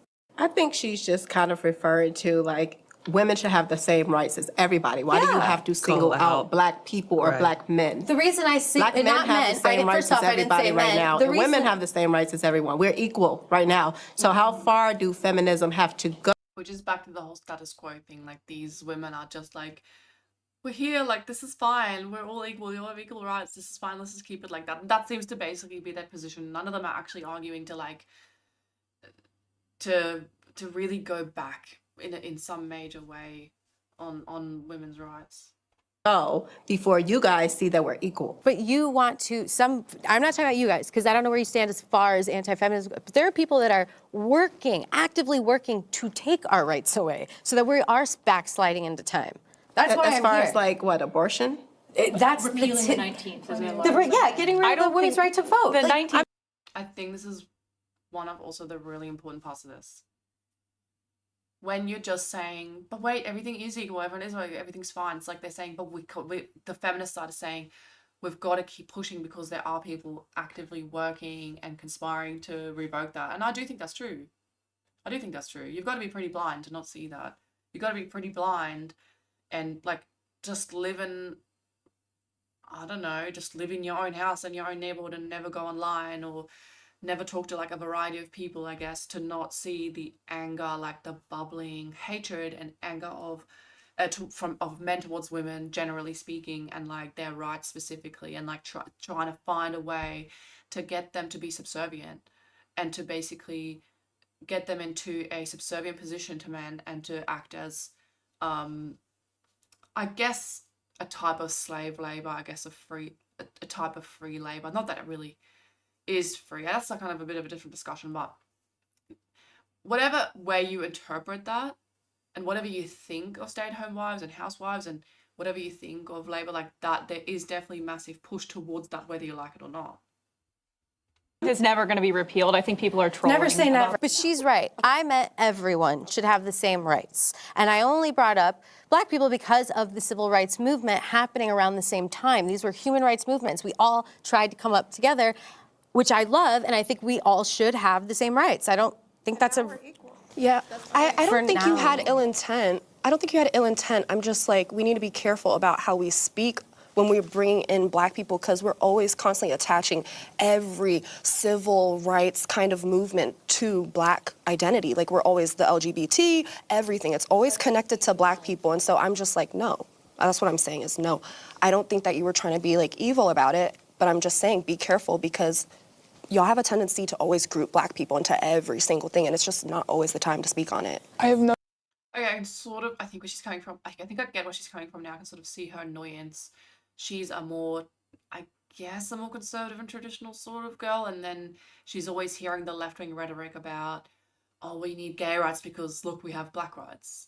Oh, the oppression of gays is like the oppression of Blacks. She's always seeing that parallel being drawn, and she doesn't feel comfortable with that, and she doesn't feel like it's the same sort of thing, and so I can sort of see where she's coming from. Noticed that feminists, and myself included in this, tend to get uncomfortable with conversations about race. We don't know how to talk about race very well. And even just this whole debacle that just happened was just kind of like affirming of that, of like, we need to get better at it, because... Thank you. That's what I'm saying. Like, just don't bring it up. Hi, loves. It's me again, Dr. Michelle Daff. We've really been enjoying producing these meaningful conversations for the Dr. Daff Show. However, they are very costly to an extent that balances strength, faith, and growth. Smells amazing, but also... Try to skip it. Okay. Here we are. as raising children. Okay. Okay. Oh, maybe someone who hasn't spoken. Go ahead. Oh, the prompt is up here. No career will give women as much joy and fulfillment as raising children. That's the prompt. A Christian, so as much as you guys know all your statistics and everything about things, it's more that it conflicts with my Christian belief so much, right? So I believe that we're here to reproduce. That's one of the things in the Bible. I love that. That is so blatant and upfront. Like, you don't usually hear Christian rhetoric quite like this. That is actually kind of cool. She's saying, I'm a Christian, therefore I think we should reproduce. Not actually what most Christians would say. It's not what most Christians would say, but it's definitely how they act.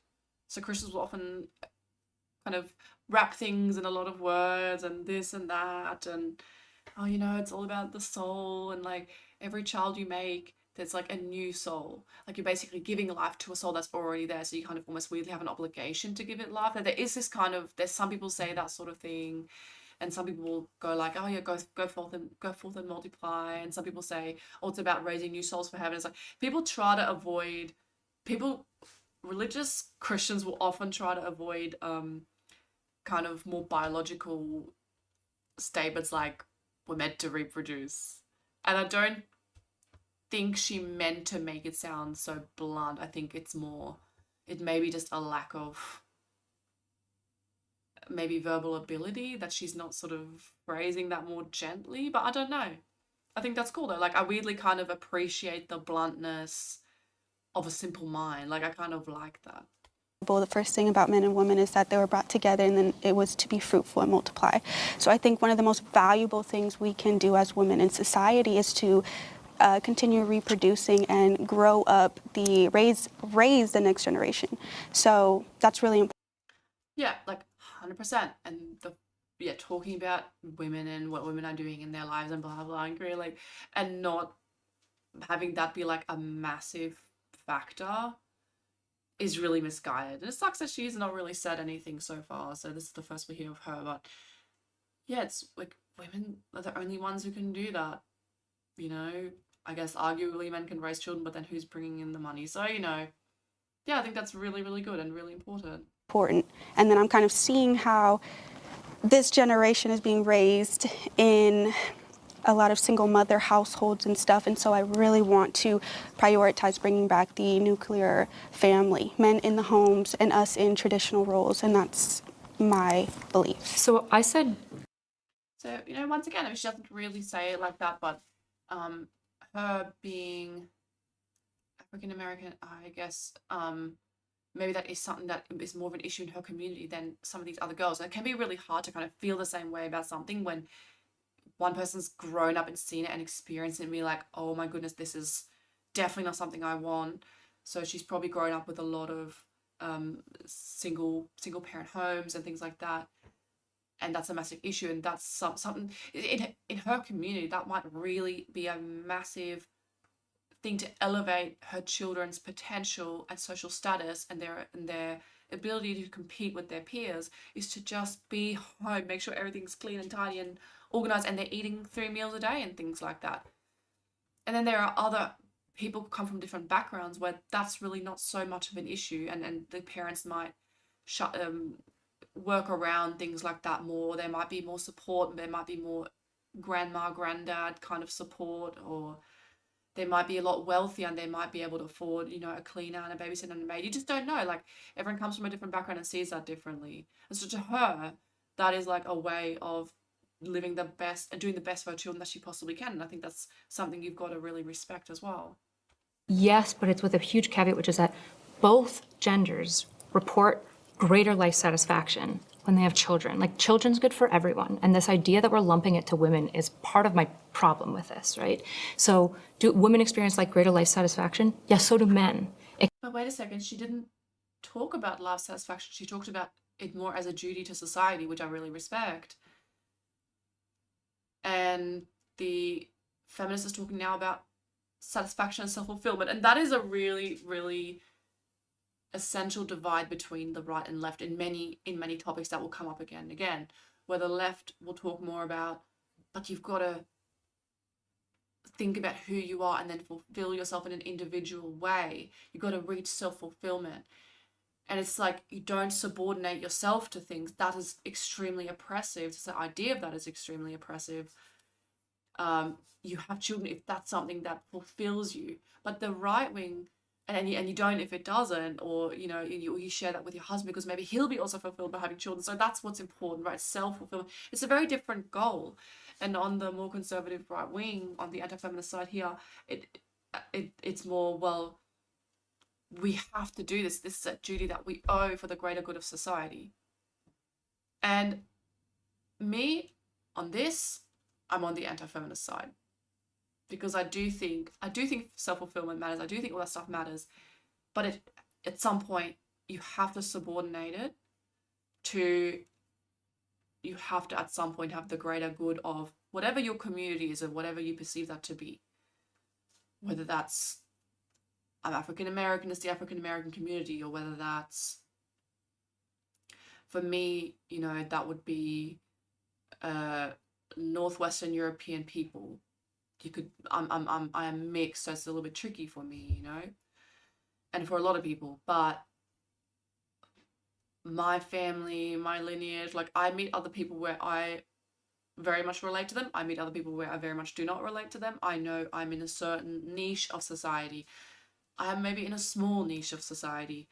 The way my family is structured, the way we do things, the way we raise children, the way we have like beliefs about different things is probably quite a small niche of society. I don't really, like, me and my family, we don't really neatly fit into any like larger category. And you know, just wanting your bloodline to continue, your culture, your values, your ethnicity, or whatever it is. And I do see that as a much more narrow thing than other people might conceive.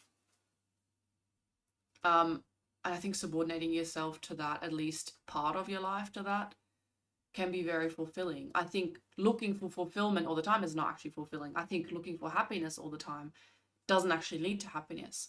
So it doesn't actually work. I don't think it really works. And that's where, once again, I'm disagreeing with this girl, though she's very wonderful and very smart and well spoken and all that stuff.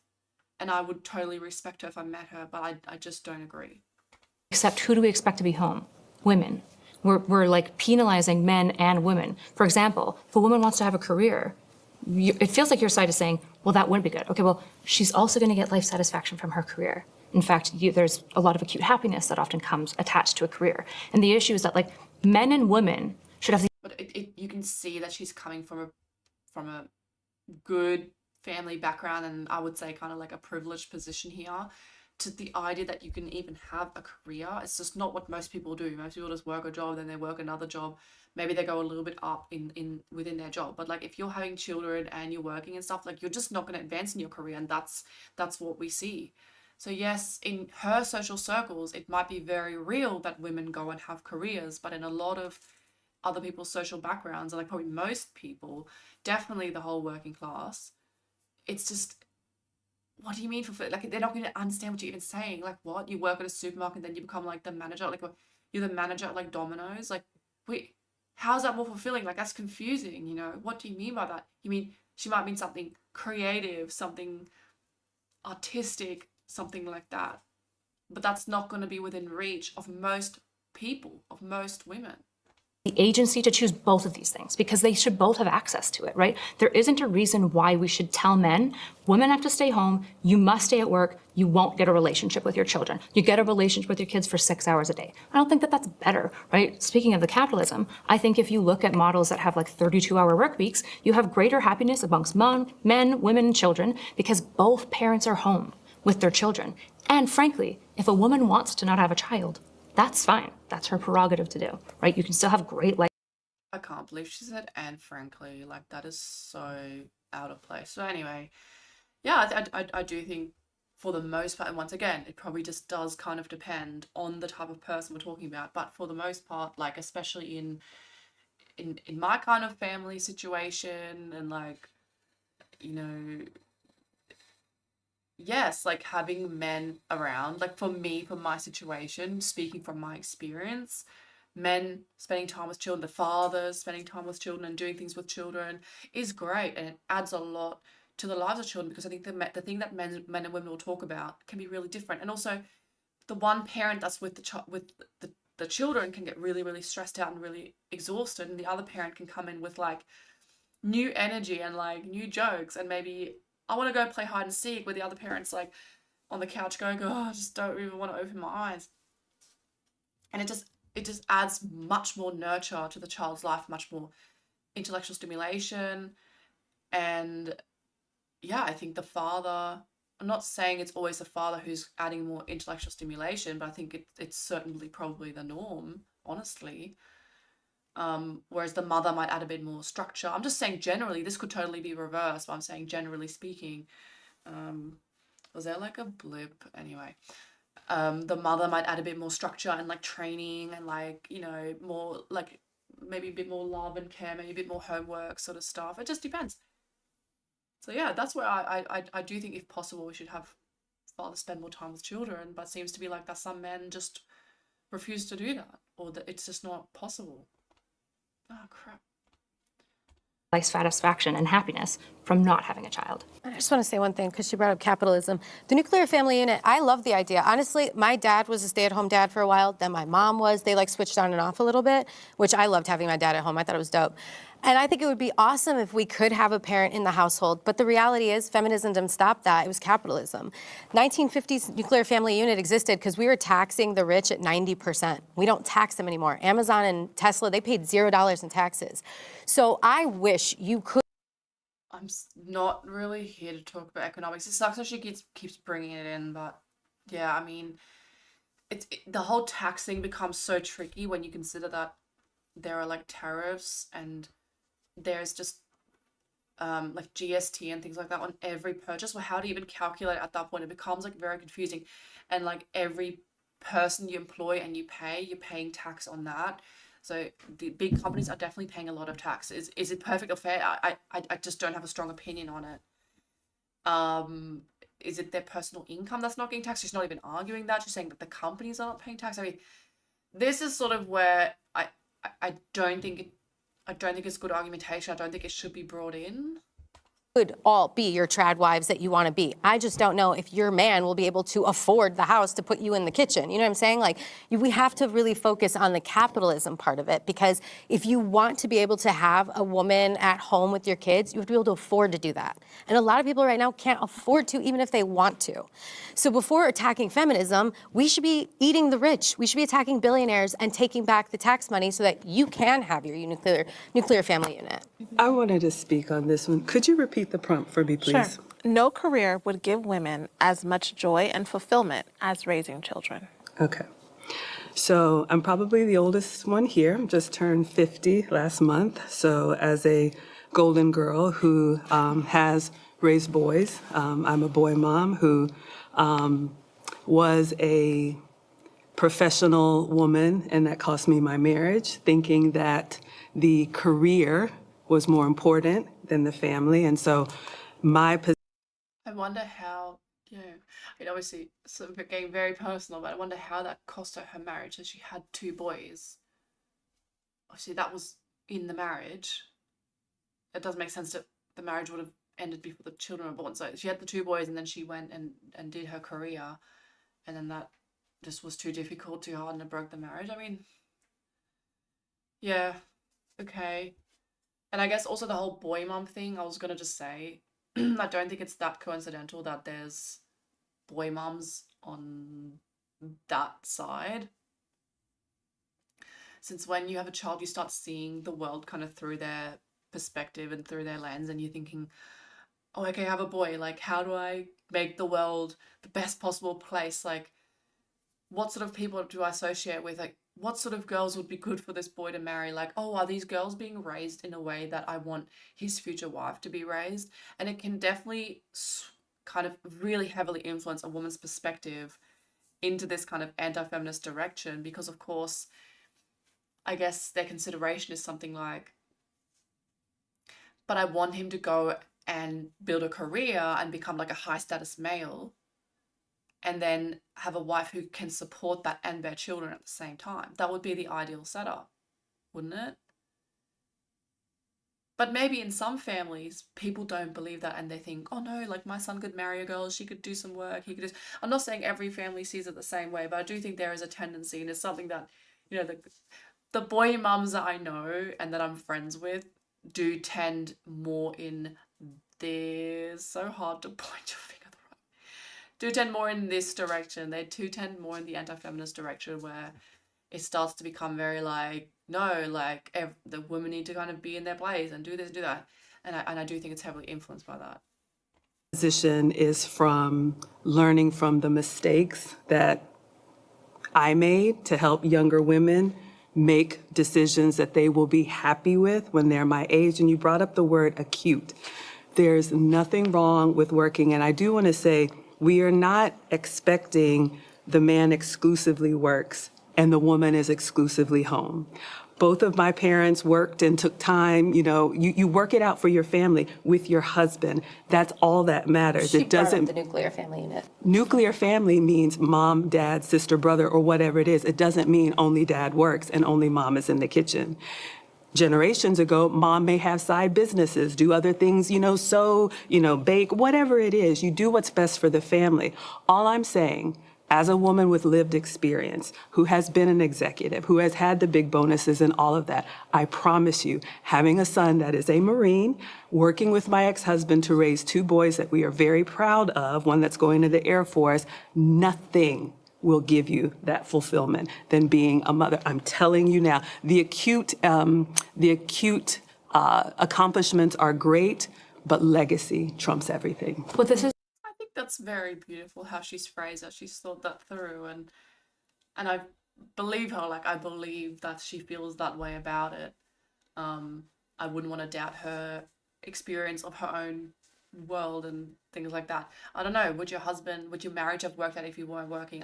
How do you know? Like, it's just you have to at some point just sort of give people the benefit of the doubt that they have some understanding of their own lives and their own perspectives. Yeah, I think this whole idea of, and that's where her and the girl in the really long dress, they are making really good points. I'm really liking this. You know, I kind of came into this, I did watch it, but I was distracted. And I was like, wow, like the feminists are making like much more detailed, like more intelligent arguments and things like that. And I think they are. I think they're smarter. And like I said, there are these other kind of perspectives to take on this that I've mentioned earlier. But the anti-feminists are pulling me over a little bit, you know, so... But also, like I said, I don't think any of these girls are seriously, like, wind back the clock on women's rights. They're just more like, let's just stay kind of where we are, and like maybe it's important. They're saying it's important to make that decision personally, to go focus on your husband and your children and your marriage, and that stuff's really important. That stuff comes first. Your children come first. Your legacy comes first. Like, yeah, 100%. I totally agree with that. But I can also, like, that's the good point that the feminists are making. I could still do that because I really hold a lot of the same values as the anti-feminists. I can still hold those values in the feminist society as long as I stand my ground. Will some of them look down at me? Well, yeah, I guess. This is the important thing of like fourth wave feminism, especially, is we want women to have agency to choose. Absolutely. And if you want to choose raising your kids, that's awesome. Yes. And if you want to choose a career, that's fine. Yes. I want even women to choose choices that might be worse in the long run, because agency and choice is so, you want to talk about biblical. Okay, God gave us the ability to choose. Right. If you think that this is also so important. It goes back to what I was saying earlier. She's saying the ability to choose is so important, giving people that leeway. And the way I see it from a more Darwinian perspective is sort of that you're giving people different ways of going. You're not force like farming certain features into existence, you know. You're not forcing it. You're giving people have all these different adaptations and characteristics, and it's kind of like saying let nature take its course. Some of us will have more offspring and more legacy, and some people fewer, and some people will have a legacy of an artistic or intellectual kind. But for the most part, if you're talking about the composition of the population, the next generation, and the one after that, and the one after that, and I'm not saying she means that. I'm not trying to interpret what she's saying. I'm giving my own spin on it, right? Is that the feminist side really is open for change. They are so open. They're like, let it happen. You don't want to have children? Stop existing in the gene pool. Cool, let's see where it takes us. And I kind of like that openness, because I think that constant change is what makes the world so dynamic and so interesting. And that's where I'm on the feminist side, is to say, let's not force this on women who hate it. If you have one child and you get absolutely like manic depression and you absolutely can't handle it, or I don't know, if you just have no strong desire to have children, like you're just normal in every other way, but you just don't feel the baby fever. You can hold a baby on your arm and feel nothing. Like, okay, cool. People have children for different reasons, right? It could be intellectual. It can be like a ethnocentric, like, I need to keep my culture alive kind of thing. It could be, I think for most women, it is really that, oh, I just love babies. Oh, it's so cute. Oh, so pudgy. And that feeling. If you're not feeling that, do we really want to force that? You're not feeling any of those motivations. Well, maybe you shouldn't have children. I'm okay with that. I'm sort of okay. I don't want my whole culture to collapse. I don't want my entire like Western civilization to collapse. And that's where I have issue with it. But I'm also kind of interested in seeing like, oh, okay, what kind of people, what kind of lineages will still be there? Feminism is maximizing the capacity for women to choose, including what you might view as wrong, right? Because the problem is that if you limit women's ability to choose, all you do is you just make good behavior the necessity of survival. That's not noble. That's not anything that we strive for. Choice is fundamental to feminism because it means you get to choose good or bad. But if you're good because you just have to be, that isn't meaningful. So we want you guys to have kids. We want us to have kids. We just want women to be able to choose. And there's increasingly pressure to pressure women. We want to talk about the waging and earnings gap. The earning gap exists for two reasons. One of the biggest reasons is because women will choose professions and have plateau careers during motherhood. That's the main reason that women earn less. The second reason is because they tend to work less hours. Again, because typically they choose to stay home with children. She keeps saying less instead of fewer. Random side note. And I'm not saying career is all of this stuff, but if you want to get comprehensive here and you want to talk about happiness and meaning and choice, what we're also doing to women, which is saying, you get to choose a career, but you're kind of a bad woman if you choose career over your children. We're not doing that to men. Men are choosing their careers over their children every day, because we've told men that their value is tied to the GDP output that they provide for their family. I think that's just as anti-biblical. When I talk about biblical, it's not the nuclear family that's biblical, it's intergenerational families and villages. And what we're telling men is, leave your kids, have nothing else, work every day of your life so that when you're 50 and retire, your kids don't know you and they resent you. That's what we're telling people to do right now. As a feminist, I'm saying, no, both should choose. Everyone should choose, including men and including women. I would argue that men get satisfaction from providing. I think that is their ultimate instinct. And I'm not saying working themselves to death. I mean, unfortunately, I think the 40-hour work week is stupid. I think entrepreneurship is great for men because they can decide kind of what to do with their time. But I think innately, and my husband can attest to this, men want to provide for their family. And women tend to like to nurture their family. They tend to like to be with the kids more. So that's why they're choosing more part-time jobs. They're choosing maybe running a business. They're choosing paying hobbies. That is why that they do that. And I would also argue that women are not being pressured to stay home. I think women are being pressured right now in society to choose career over family and over marriage. Well, this is completely unrelated since we're not going to be ping-ponging back and forth now. For an example, so just so you guys know, I was raised in a very traditional Christian religion. I was raised Mormon, and from the age of birth until 18 years old, They did like a cut, so they're kind of jumping topics, but just going back to what this girl said, the girl with the really long wavy hair, and she was like, well, men just wouldn't want to let men get more fulfillment from providing and from it. And I think it's true, and I think it's true, but also everyone's not the same, and that's the only thing I'm going to add to that is everyone's not the same. There are men who are really nurturing and love hanging out with kids, and love playing with toddlers and blah, and crawling around the floor with them, and there are definitely lots of men who don't. And we kind of have this massive diversity of men, you know? And I guess, once again, just the same point that I'm making is, if we let the feminist liberal society run its course, I don't really know, but it could be that some of the more nurturing, loving, more family-oriented guys, there'll be just more of their genetics. Like, that will be a more common type of man. But I also think some of the really, really good providers who really work all the time and don't really spend any time with family and really focus on career, they might also be successful and have children, as they have in the past. And so really, what's the problem? Like, why put social pressure or force? Like, you don't really need that. I think people will find each other within their cultural groups, and it will sort of work itself out. I don't think people just randomly marry another person. Like, not everyone in the whole society needs to be compatible. Like, there are guys that I know, like my friends' husbands, we would not be compatible at all. And I can still be really friendly. We can still have, like, they can come over and blah, and the kids are playing, we can have a cup of tea, but I know, like, we are so culturally different.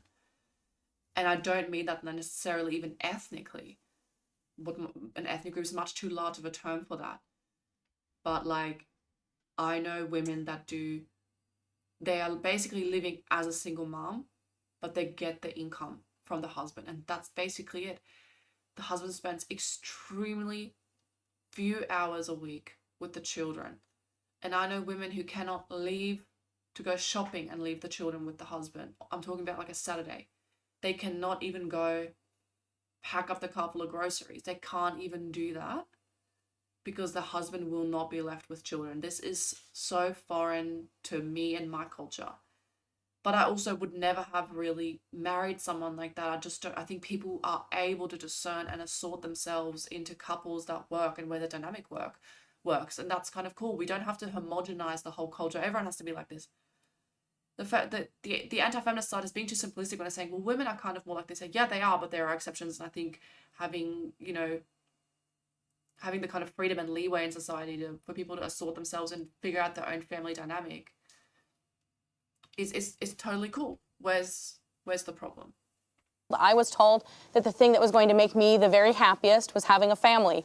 That is something that is told to you in these kind of patriarchal religions, is that the thing that is going to fulfill you is having a family, the thing that is going to fulfill you is taking care of a man's needs, the thing that is going to fulfill you is having a husband. And the reality is, every person on the planet has some general idea about what's going to make them happy. And I refuse to believe that having children is going to be the ultimate goal for every woman on this planet or every man on this planet. And I think that the idea of putting people into small boxes and saying, women are women, therefore the thing that's going to make you happiest is popping a baby out of your baby hole, I think is dangerous. Because I was raised in a culture that told me that what was going to make me happiest was having a baby and popping it out of my baby hole. This last summer, I went to a Mormon event, which is kind of unusual for me because I've been out of the church for a really long time now. And I was having a conversation with a woman who she'd gotten married when she was 20, had done everything traditional. She was a trad wife, had her kids, her husband worked, she stayed at home. We're having a conversation and our kids are jumping on the tram together and she looks over at me and she's like, "Don't you just hate our children?" And I was like, "Excuse me, what?" She's like, "Oh yeah, my sister and I talk about all the time how awful being a mom is. Don't you just hate it?" So the thing that no one here is going to point out, she's saying basically she comes from a ultra-conservative Mormon background, and then and no one was going to point this out, but she's a butch girl, right? The girl speaking. I should really go back to where's the frame. But this girl. I can't get because it's like mirror, like it's reverse. It throws me off. The girl over there. So she's a butch girl. She comes from a ultra conservative, like restrictive, like there are specific gender norms and expectations, and you kind of push the pro-fertility ideas on the girl before she's really fully, I'm not going to say she's not adult, you are adult at 20, 21, but you haven't really come out of that relationship with your parents and worked out your own ideas and experienced things and sat back and reflected and had done all that work. You don't really do all that work until you're 30, to be quite honest. You don't really work through all that stuff. Maybe 27, maybe 30, maybe 33. I don't know. And it's that in itself tells you that this is actually an adaptive way to be a cultural group, is to push the gender norms and then just, of course, people will fall away from it and figure their own personality and their own relationships out later. That will happen. But if you wait for people to figure out, oh, actually, I am the sort of person who really wants to be a mum. That is my dream. Like, oh, that is important to me. Actually, I do believe in traditional gender norms. By the time they figure this out, what, you're going to start dating at 27, 28, 29 and start trying to find the perfect husband. Most people of your age are already coupled up, already having children. You're going to fall behind. And even if you do find that person, let's say you find that person within 2 years and you get married and then you start having children, you're already going to have a much lower fertility, and your ability to get pregnant is already potentially lower. And then your ability to have many children is already much lower. And even if you end up having like 4 children, because you're having them slightly later than other people of maybe a different cultural group, your cultural group is still shrinking compared to them. So it just doesn't work out long term. It doesn't work out long term. Just let everyone figure out their own. I don't really mean gender norms by this and like who does what and how much does a woman work with a husband. Like, I don't mean that stuff. I think that can be really variable and that's a good thing. But just the idea of having children at all, you just can't really leave that an open-ended question in children's minds. I just don't think you can do that and expect your cultural group to survive. It needs to be normative, and sadly, women are the only ones who can bear children. So I do think you kind of have to embed that. Or you wait for feminism and liberalism to take its course, run its course, and there will only be women left in the gene pool. There will only produce people who really, really pronatal, because that's the only people who are going to make it through. So either way, we're going to end up there anyway. But then her friend reinforces what I'm saying here. Her friend's just so anti-children, so anti-natal by nature. But how did her cultural group get her to have children? through indoctrination from a young age, constant indoctrination, getting her married off young. Bam, she's already having children at a young age. And then I guess, in terms of outcomes, doesn't matter that much how she feels about it. And that's the tough reality.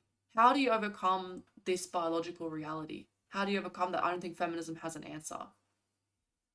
Had done everything traditional. She was a trad wife, had her kids. Her husband worked. She stayed at home. We're having a conversation, and our kids are jumping on the tram together, and she looks over at me, and she's like, don't you just hate our... The first time I had a child, and I'm proud to be a mom. I'm proud of everyone who chooses to be a mom. I don't want everyone to choose that, but this woman who I was talking to had a hatred of motherhood, and her hatred of motherhood came from a place where she wasn't given another choice. The reason why she resented what her life had become was because she had been told from birth that the only thing she was to become was to be a mother.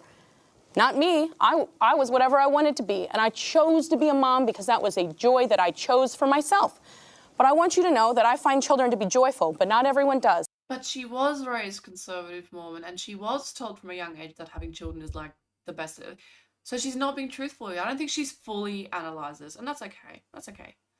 But she hasn't fully understood herself here, because she actually was indoctrinated the same way that that girl was, that other lady.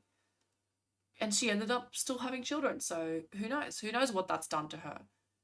Just pretending that she's done it completely out of, I've done it out of really free will because I came out of Mormonism. Well, no, but you still have all the indoctrination from your childhood there. That's done nothing.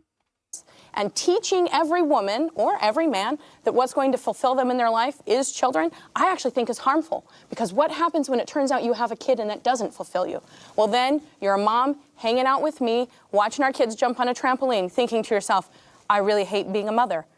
And You know what culture is different to Mormons? And Mormons being one of those core white ethnicities that I was talking about earlier. You know who doesn't?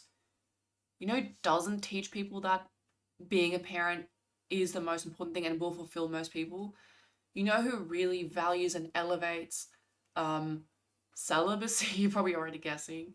Celibacy and ways of life that don't involve getting married and having children? Catholics. Hooray!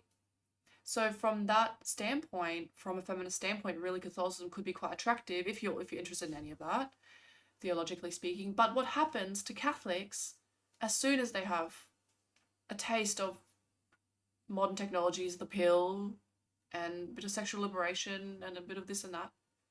Well, their birth rates absolutely plummet.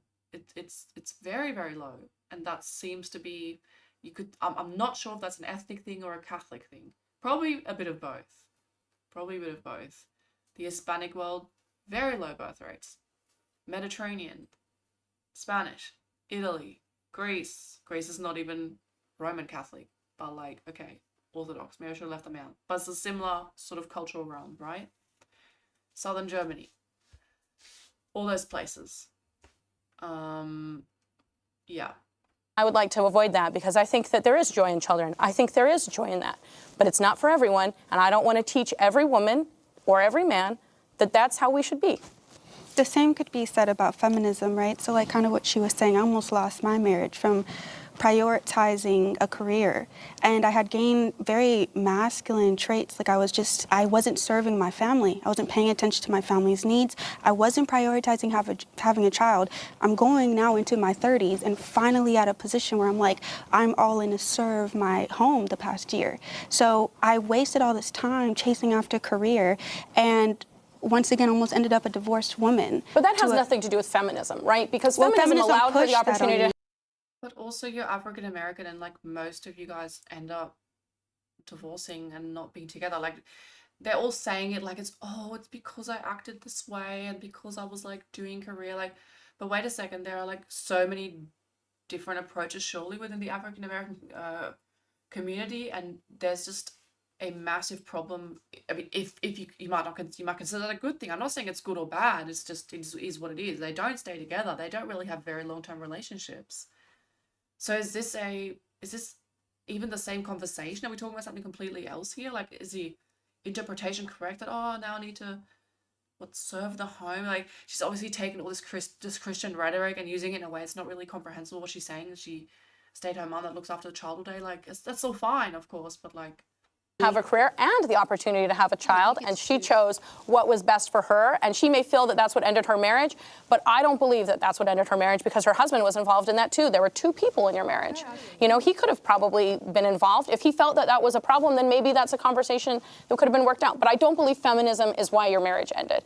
I don't believe that for 1 second. You're allowed to have kids in feminism. You're allowed to raise a family in feminism. You're allowed to. Of course you are. But I have kids. It's like a See, it comes back to this, like, wait a second, in my cultural group, I can be feminist, we can have these, we can negotiate our roles, we can be non-traditional, and we can make choices, and it's fine, it works out, what's the problem? And then the African-American side is like, well, but it doesn't work. But what works for different groups is going to be different, right?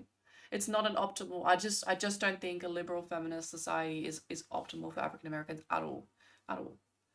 And that's what they're feeling, and they're trying to fix that on the anti-feminist side here.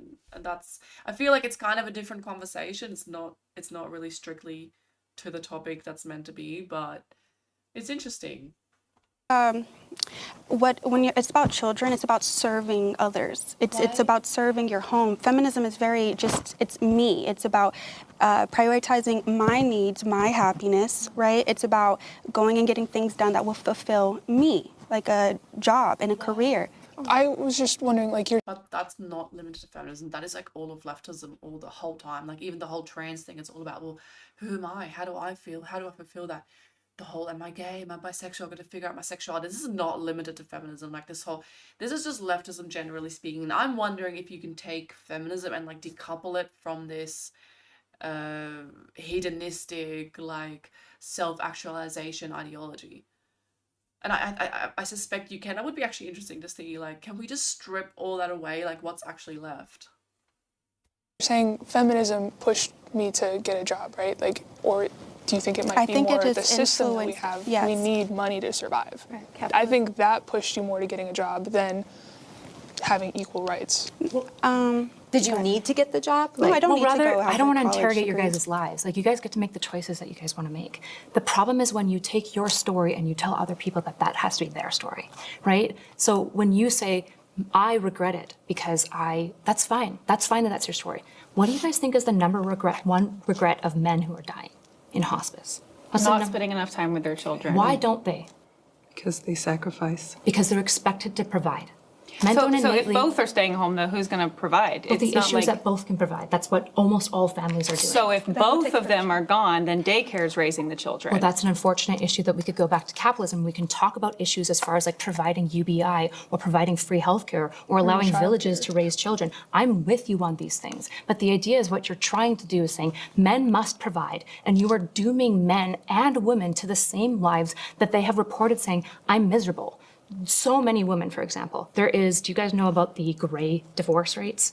So divorce rates amongst boomer parents is exploding because all those women and men stayed in a marriage because they had to raise their kids. And what you see is high levels of regret, particularly from the women. What I want is a world where people get to understand that they can just sort the relationship any way they want. If the man thinks it's better for him to be out 60% of the time and she's home for the rest of the time, that's fine if they want to make that choice. The problem is you're prescribing it to men, and I'm not going to do that. You're prescribing it to women. I'm not going to do that. What did I prescribe? You're telling them that a man should be a provider and that a woman should be a nurturer. I know I said that they get innate fulfillment from that. It's a prescription. It's saying it's fundamental to who you are. Yeah, I think the corset girl's kind of... I don't actually fully agree with her, but she's got a point here. Like, they are pushing for that. They are saying this is the right roles and this is what we want, and they're pushing towards that, and they're trying to, and they have their rhetoric to make that make sense. But so what is your solution? Because if the man's not providing and the woman's not providing, Yeah. who's going to Do you want to? We can talk about economics if you want We're not going to. to talk about it right now. And the next prompt is, the sexual revolution has devalued women and made them infinitely less happy. Yes, yes, yes. No, no, maybe. Okay. Whoever feels strongly about it can speak. I think that this term, calling it a sexual revolution, is quite strange, and it distorts history. If you look at the history of like the way that people engaged in sex, it really has not quite changed much. The only thing that we've seen change for the most part is the rise in social media and the rise of seeking out sexual. The way people have engaged in sex hasn't changed much. I don't know.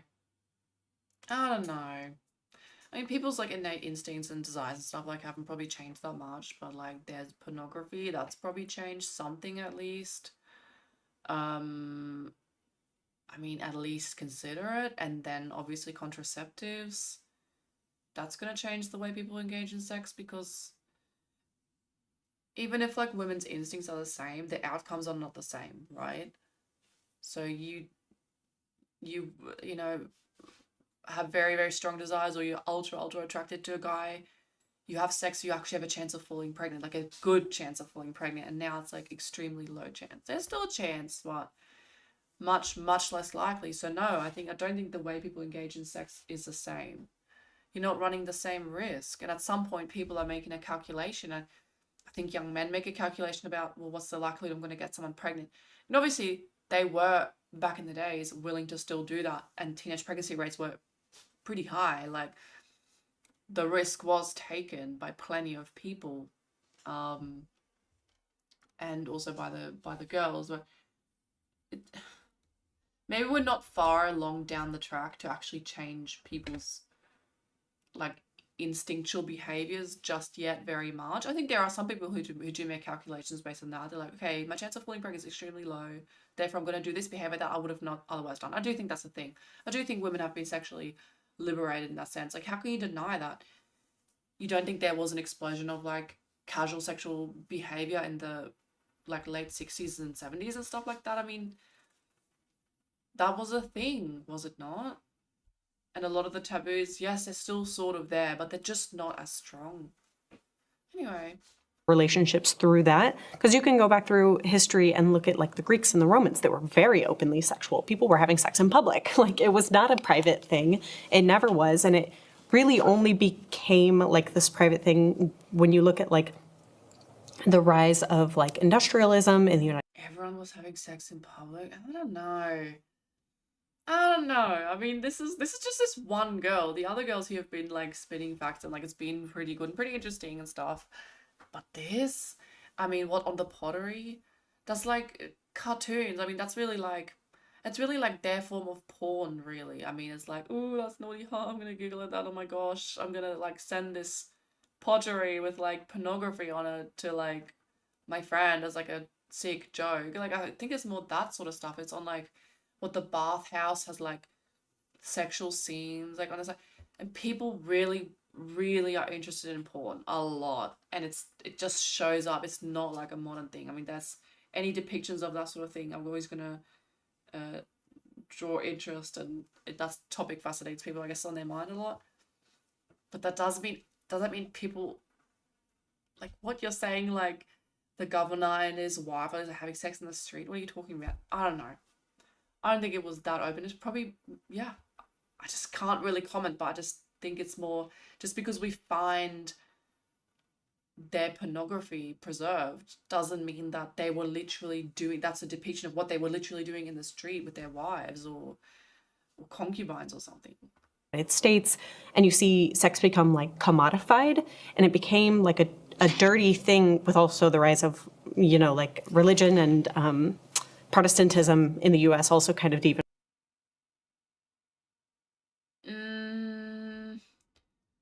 I think what she's trying to say is sort of that there were more sexual taboos with the rise of Christianity. Like people do say that there was more of an openness sort of towards the end of the Roman Empire and stuff like that. And then when Christianity came through, it changed sexual norms and like gender roles and things like that. Yeah, but some people would argue that's a really good thing. Some people would argue it's a bad thing. Yeah, it's just sort of interesting.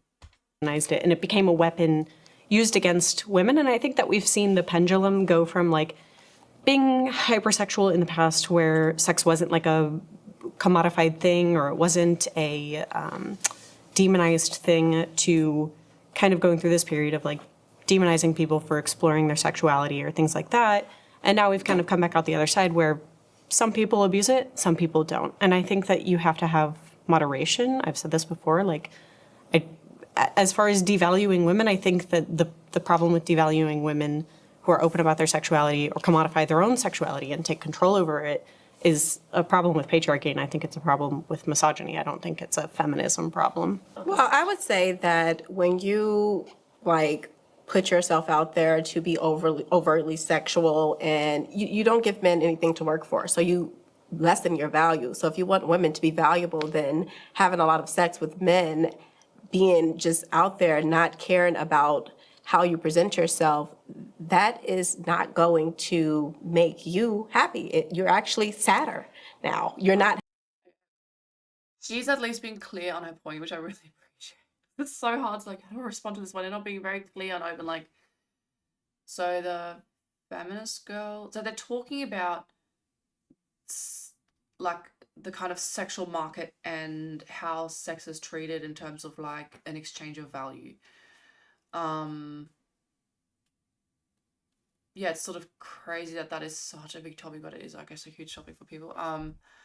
Yeah, so, and then the feminist girl is arguing for people to basically have the, what, to not lose societal respect if they engage in different forms of sexuality. She's not being really clear.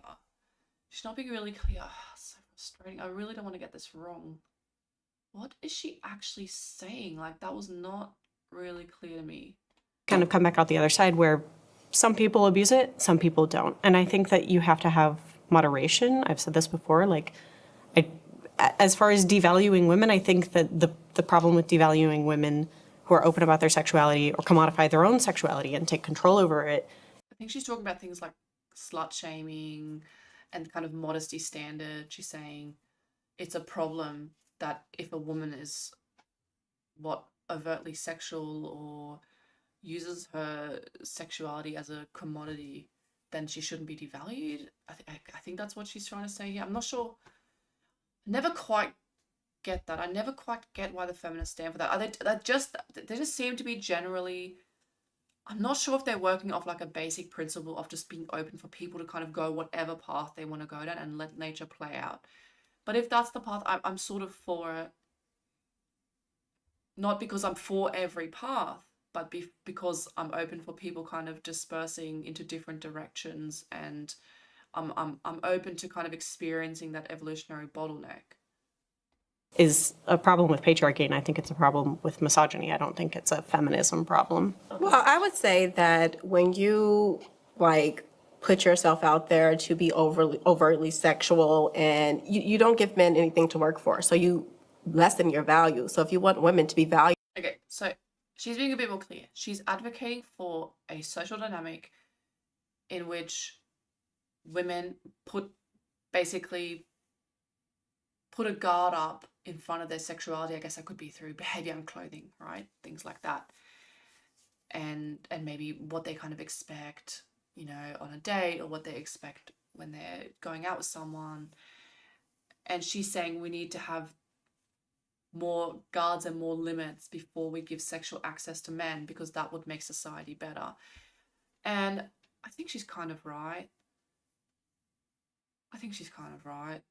But sort of putting it like that, there's something very uncomfortable for me putting it that way, and sort of just being so overt about your manipulation of men. Like, yeah, men are basically just these like animals that are just gonna grab like the most low-hanging fruit. We have to force them into good behavior by making them jump through hoops. Like, I wish she would have just said that, because I think that's actually what she means. It's like, yeah, you're basically dealing with these like wild animals, and you have to like hold this ring, like jump through the ring and like put the whip, and then be like, yeah, good boy, see, you've done something, now you get the reward. Like, this is kind of the idea, but also like is this the kind of men you're dealing with? I find that really difficult. Like, she is probably right, for most society that would work a lot better and you'd get better behavior out of men. That sucks that that's that way.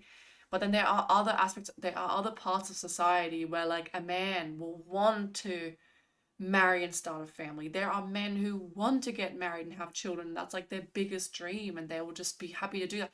And you don't have to prompt them with a whip and an apple, like with a punishment and a reward.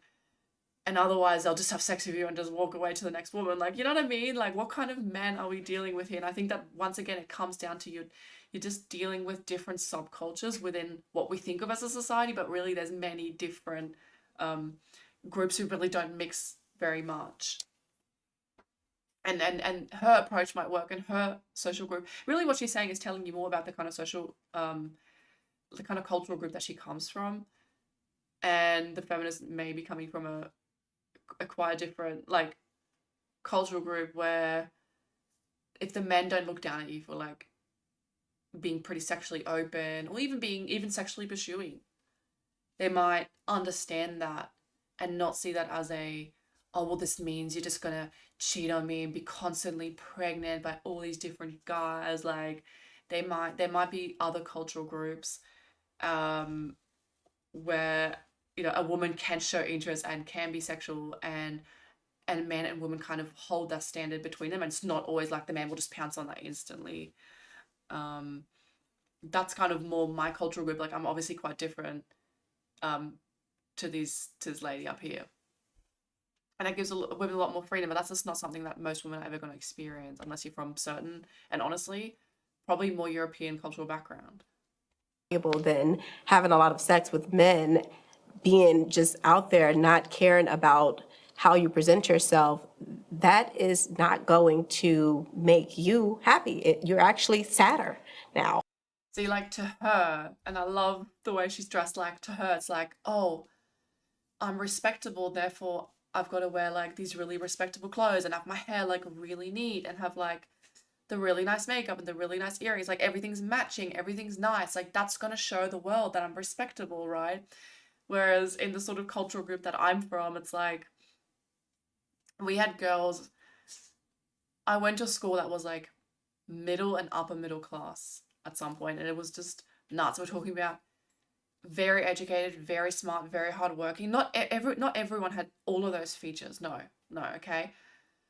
But also very wealthy. Like some kids were like from a very wealthy family, but they were crazy and they were just like smoking weed. Like I'm not saying everyone had all those qualities, and some people maybe were from a little bit poorer background, but they were very hardworking. That's why they were in that school. It was basically like a selective school in a very wealthy area where it was like this. And so I've grown up, and some of these girls, they would get like dreadlocks. Like it was actually kind of a trend at that time. You'd wear like they were wearing these scarves, like these Palestinian solidarity scarves. But I don't know, at that time I didn't know anything about like the Middle East. I didn't know. I just know that that's what people are wearing. And, some girls would wear more makeup or less. Like it wasn't really like everyone had to be perfect or whatever. Girls were drinking beer. There was weed. Probably the boys did more weed. But the girls also did drugs. Like, it was just crazy. And this is like a, firmly middle to upper middle class, white school, white area. Like, there was smoking, ripped jeans, whatever was the fashion, that's what people would have worn. But like there was a big hippie element. Like I'm saying, dreadlocks on like a upper middle class white girl. Like I'm talking, just because once you're comfortably and stably like in a white middle class, you're not trying to act like, see what I was saying earlier is like clothing is often aspirational, and that's what I was kind of like, I was interested in how people are dressing, how they're looking. This is aspirational. Like this girl here, she's aspirationally trying, it's in her mind, she's thinking, if I was really socially a step above what I really am, how would I dress, how would I present myself, how would I speak? And that's what she thinks. But once you're not socially climbing, once you're very firmly in that wealthy, entrepreneurial, like middle class, the people go a little bit more nuts. Like they walk around barefoot, they walk around with flip-flops, like flip-flops being, flip-flops, thongs. Sorry, I do get confused. Obviously growing up with different languages is very, very confusing. Just this kind of stuff, like this much more relaxed, and you get that from some of the people on the feminist side here. Like they're much higher IQ, you can tell, like they're more intelligent, and they're very relaxed. Like they're very like, yeah, like why can't the women can do a career? There's like, we're talking about just different cultural groups kind of clashing, and I think that's really interesting.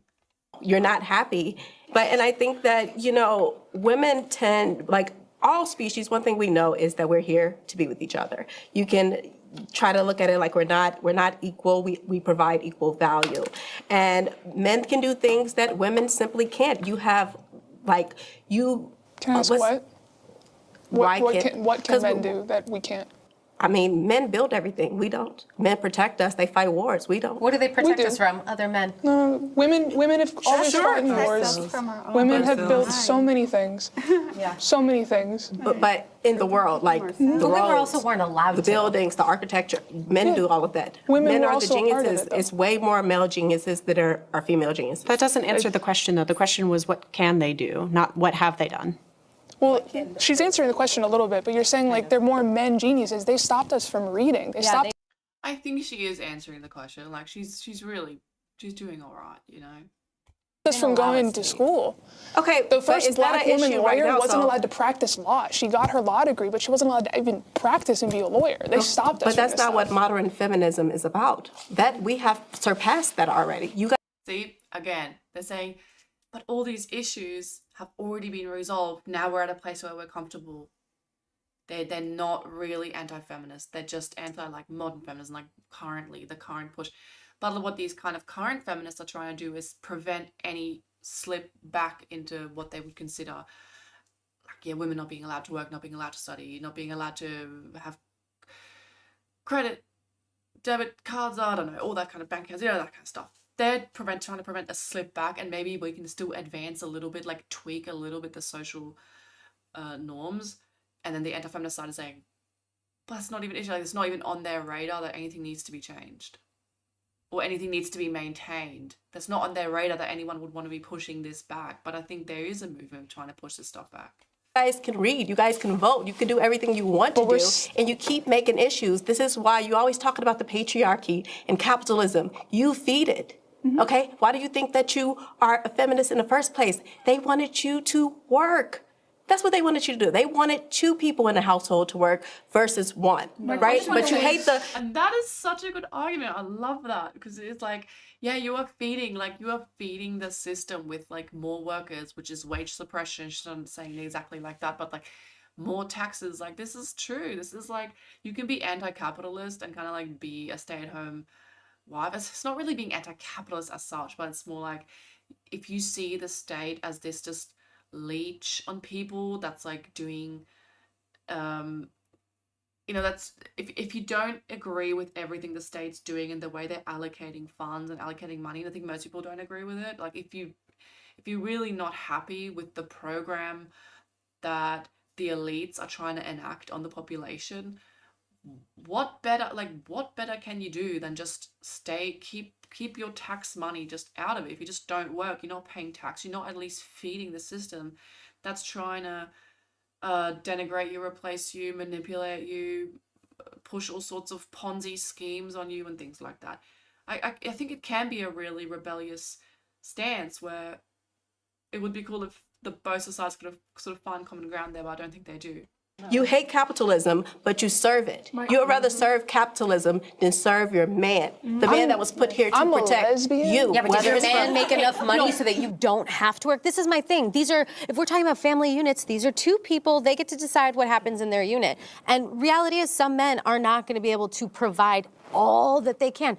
Talk about pressure. I feel like feminism was good for men because it kind of relieved them of a little bit of pressure. It lifted everybody up. Well, yeah, but really it's made... Everyone here on both sides is so concerned about the well-being of men, but more the feminist side, which is so, how weird is that? Like, they actually bring it up more, and they're saying, yeah, look, like this pressure of being the sole provider is kind of coming off the man a bit. Like, we can shift work around a bit, we can have dual income and manage the kids together. Like, I can see what they're saying. Like, it is kind of, it's an egalitarian path for men. I think that's why a lot of men are supportive of this stuff as well.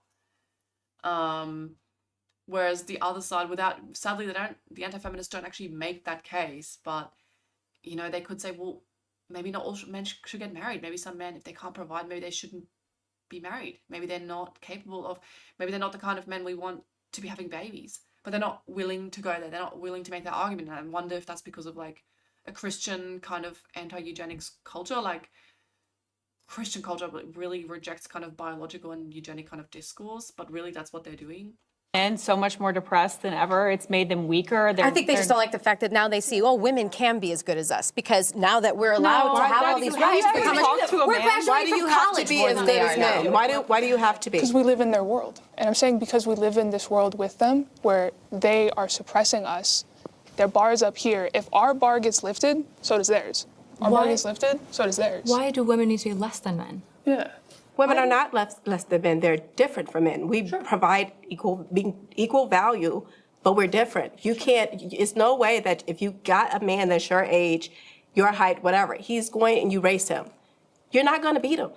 More times than not, they're going to dust you, which lets you know that you are not equal to them. In what sport? Not in that way. You're not equal. They're stronger. They have more logic. You're more emotional. It's just. To speak to the emotions, if I could maybe chime in here, right? The idea that like men are less emotional than women.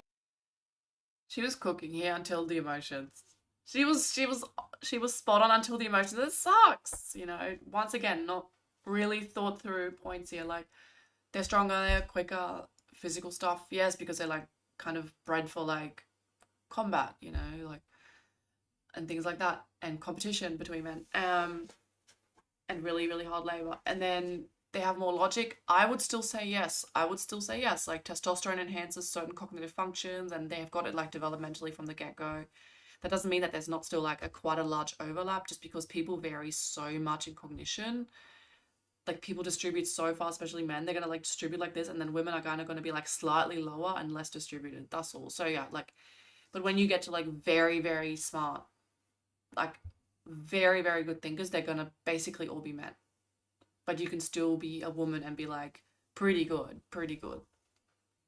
It's like, well, what's the number one cause of crime? Do you guys know like the actual preceding Emotions. factors? Poverty. It's actually impulsivity, right? ADHD is one of the largest things that is in prison, right? ADHD, impulsivity, right? And drinking, right? Men are highly addictive.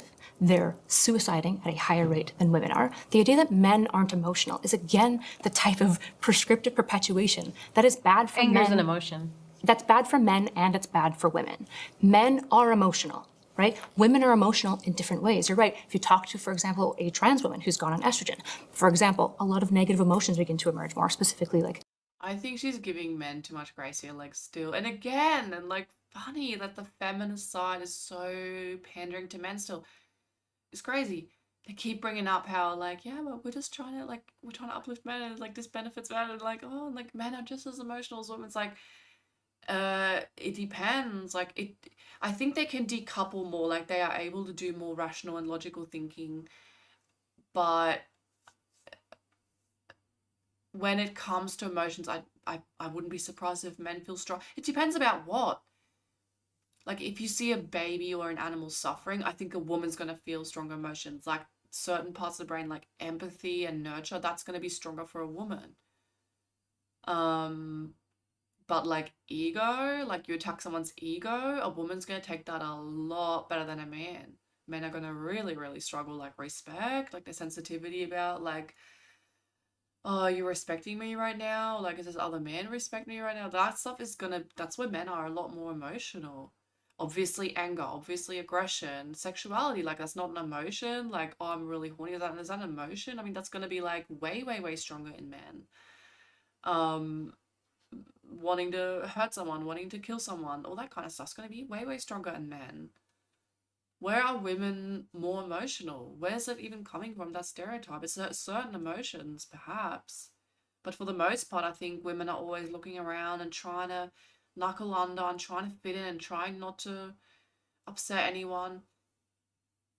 They will use like emotional manipulation, like because they have the lack of physical threat. Like women are just not that physically threatening, so they will be like, oh, but I really want that thing, and oh, I can't believe I can't have it. And then they'll try to get something out of people by showing those emotions. But that's more like a method of extracting things, whereas a man might puff his chest out and sort of stand somewhere and be like, well, I think this and I believe that. But that's also like you're still showing the breadth of your shoulders and showing your strength, and you're still using your strength, and like it is a threat of aggression, right?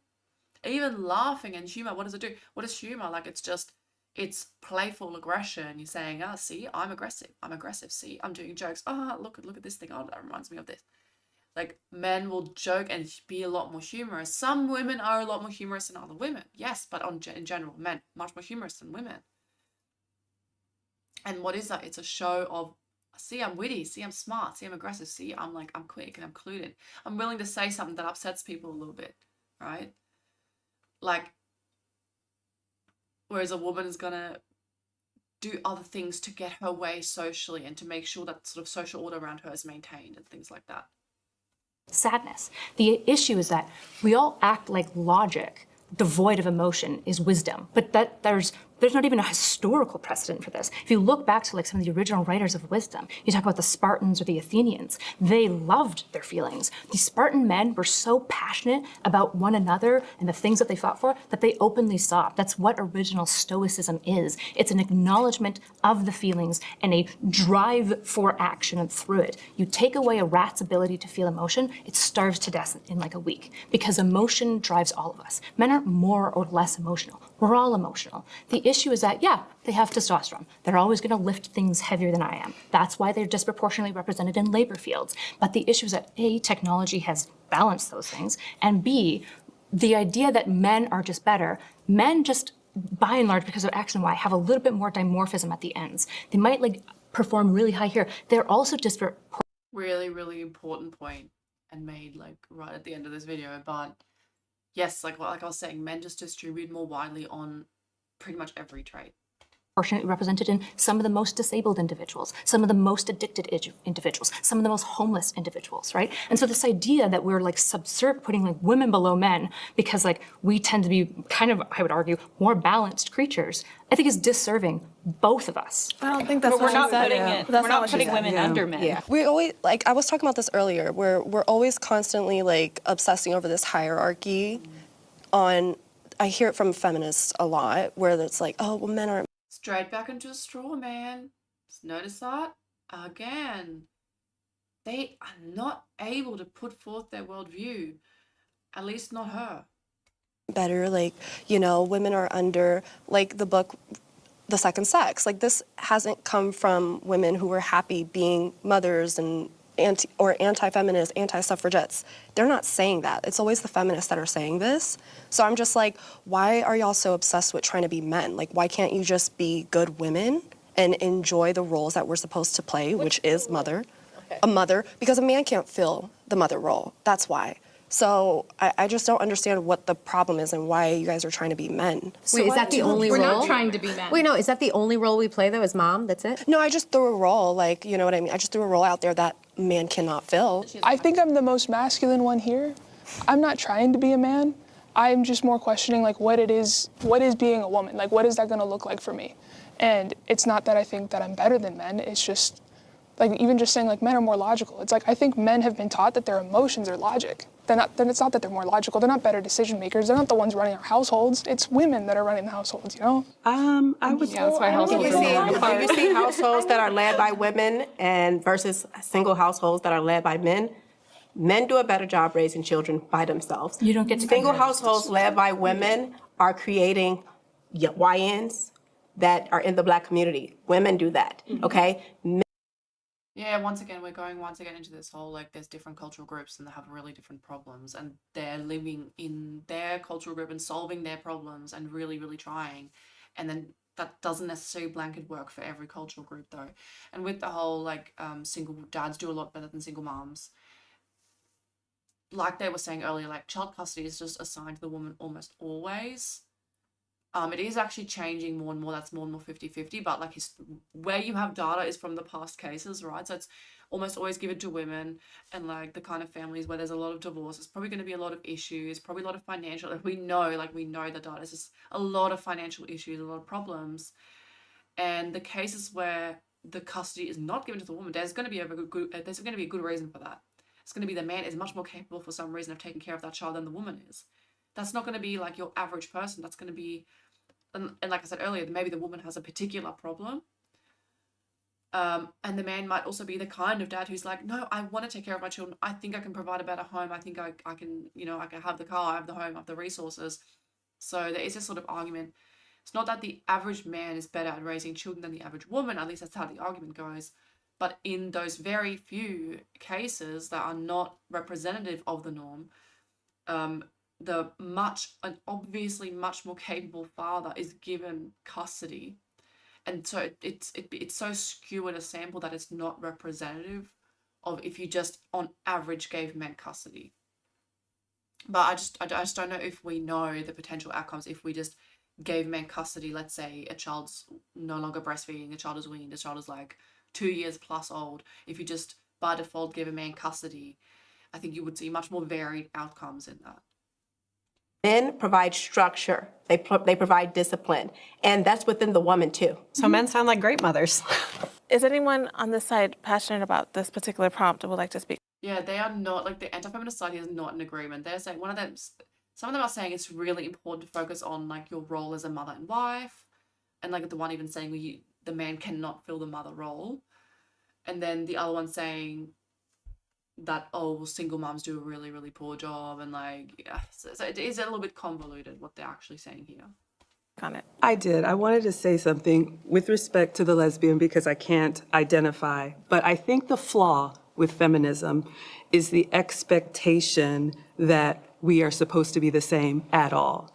I think we understand and we appreciate we are not better or worse. We are not equal. We are equal valued, but we're very different. And I think there's a natural biology that often gets overlooked, especially if you've raised boys. You will see from the womb, they are just different. And I think when we try to See, boy mom bias.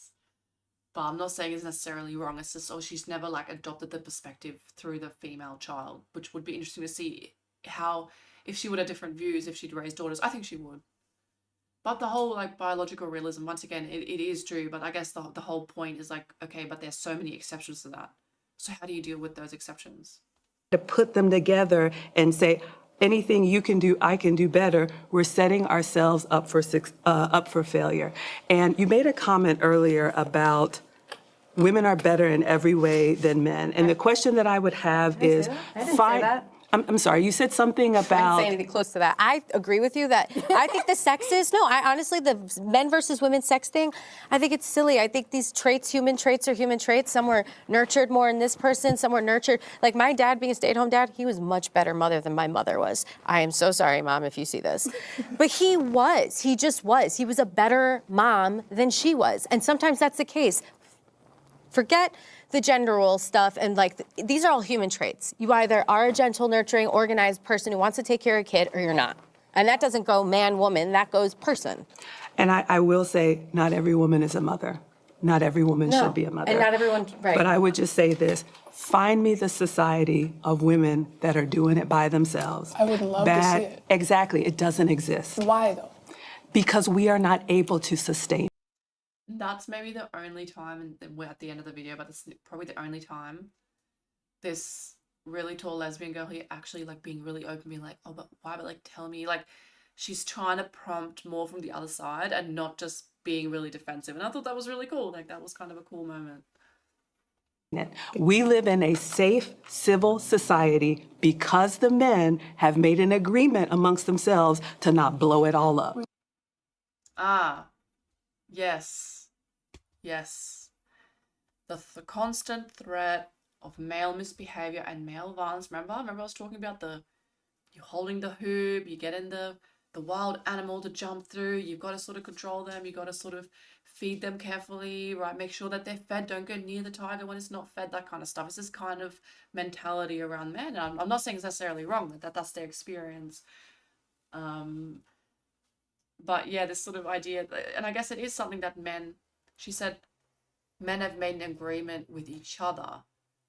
But what a lot of people will say is that the agreement is in large part, and among other things, obviously people pay taxes to build roads and people have currency and they have law and you have a right to have a trial and stuff like that. I think that's a lot of it, but I think there's also more. I think there's more to that, and there is this kind of sex communism where men agree, okay, we're gonna have a civil society and not do like warlords and gangs and stuff, but we're monogamous. And the top man, the really highly attractive, super wealthy men, are still going to be basically monogamous, so that the women are distributed down the hierarchy, and the men in the middle and in the lower parts of society still have access to a reproductive partner, and they have access to having that care and that relationship, that friendship, that labor, the access to sex, and the potential of having children. And I think that is a massive thing that is breaking down. It's one of the core things that is one of the core agree probably don't have the right word here, like one of the core agreements of society that's holding society together, and that holds men at bay, and that makes them feel satisfied, and it's worth getting up in the morning, it's worth getting in the car, it's worth driving to work. Like, that's, I know why I'm doing it still. I still have my little piece, my little mini kingdom in like the larger kingdom, right? Like my piece of the pie. And that, you could probably say, really, now with this generation that's coming through already, with at my age, it's basically been eroded. It's basically not really there anymore. You have to be higher up the hierarchy. It is this bottleneck, and it is this experience, and no one is saying it like that. Like in this show, they're not saying it like this, but it is this experience of a lot of men don't have access to women anymore. And even if they do have one, like they can't really hold on to her. They can't tie her down. There's no real marriage. No one even talked about that. They're talking about feminism versus anti-feminism, and there's part two. This is what part one, there's part two. So we'll see what happens in part two, but there's not even really talk about marriage. There's not even talk about what should marriage vows even include, this sort of stuff. So there's so much more to get into. But, you know, marital rape was outlawed, what, 25, 30 years ago, something like that, depending probably what country. So men do not have guaranteed access to sex anymore. It's just not a thing. Whether you think that's good or bad, you know, it's a different world, and there is more inequality. There is actually, literally in financial terms, more and more inequality in society, but then that's also playing out in the sexual marketplace as well.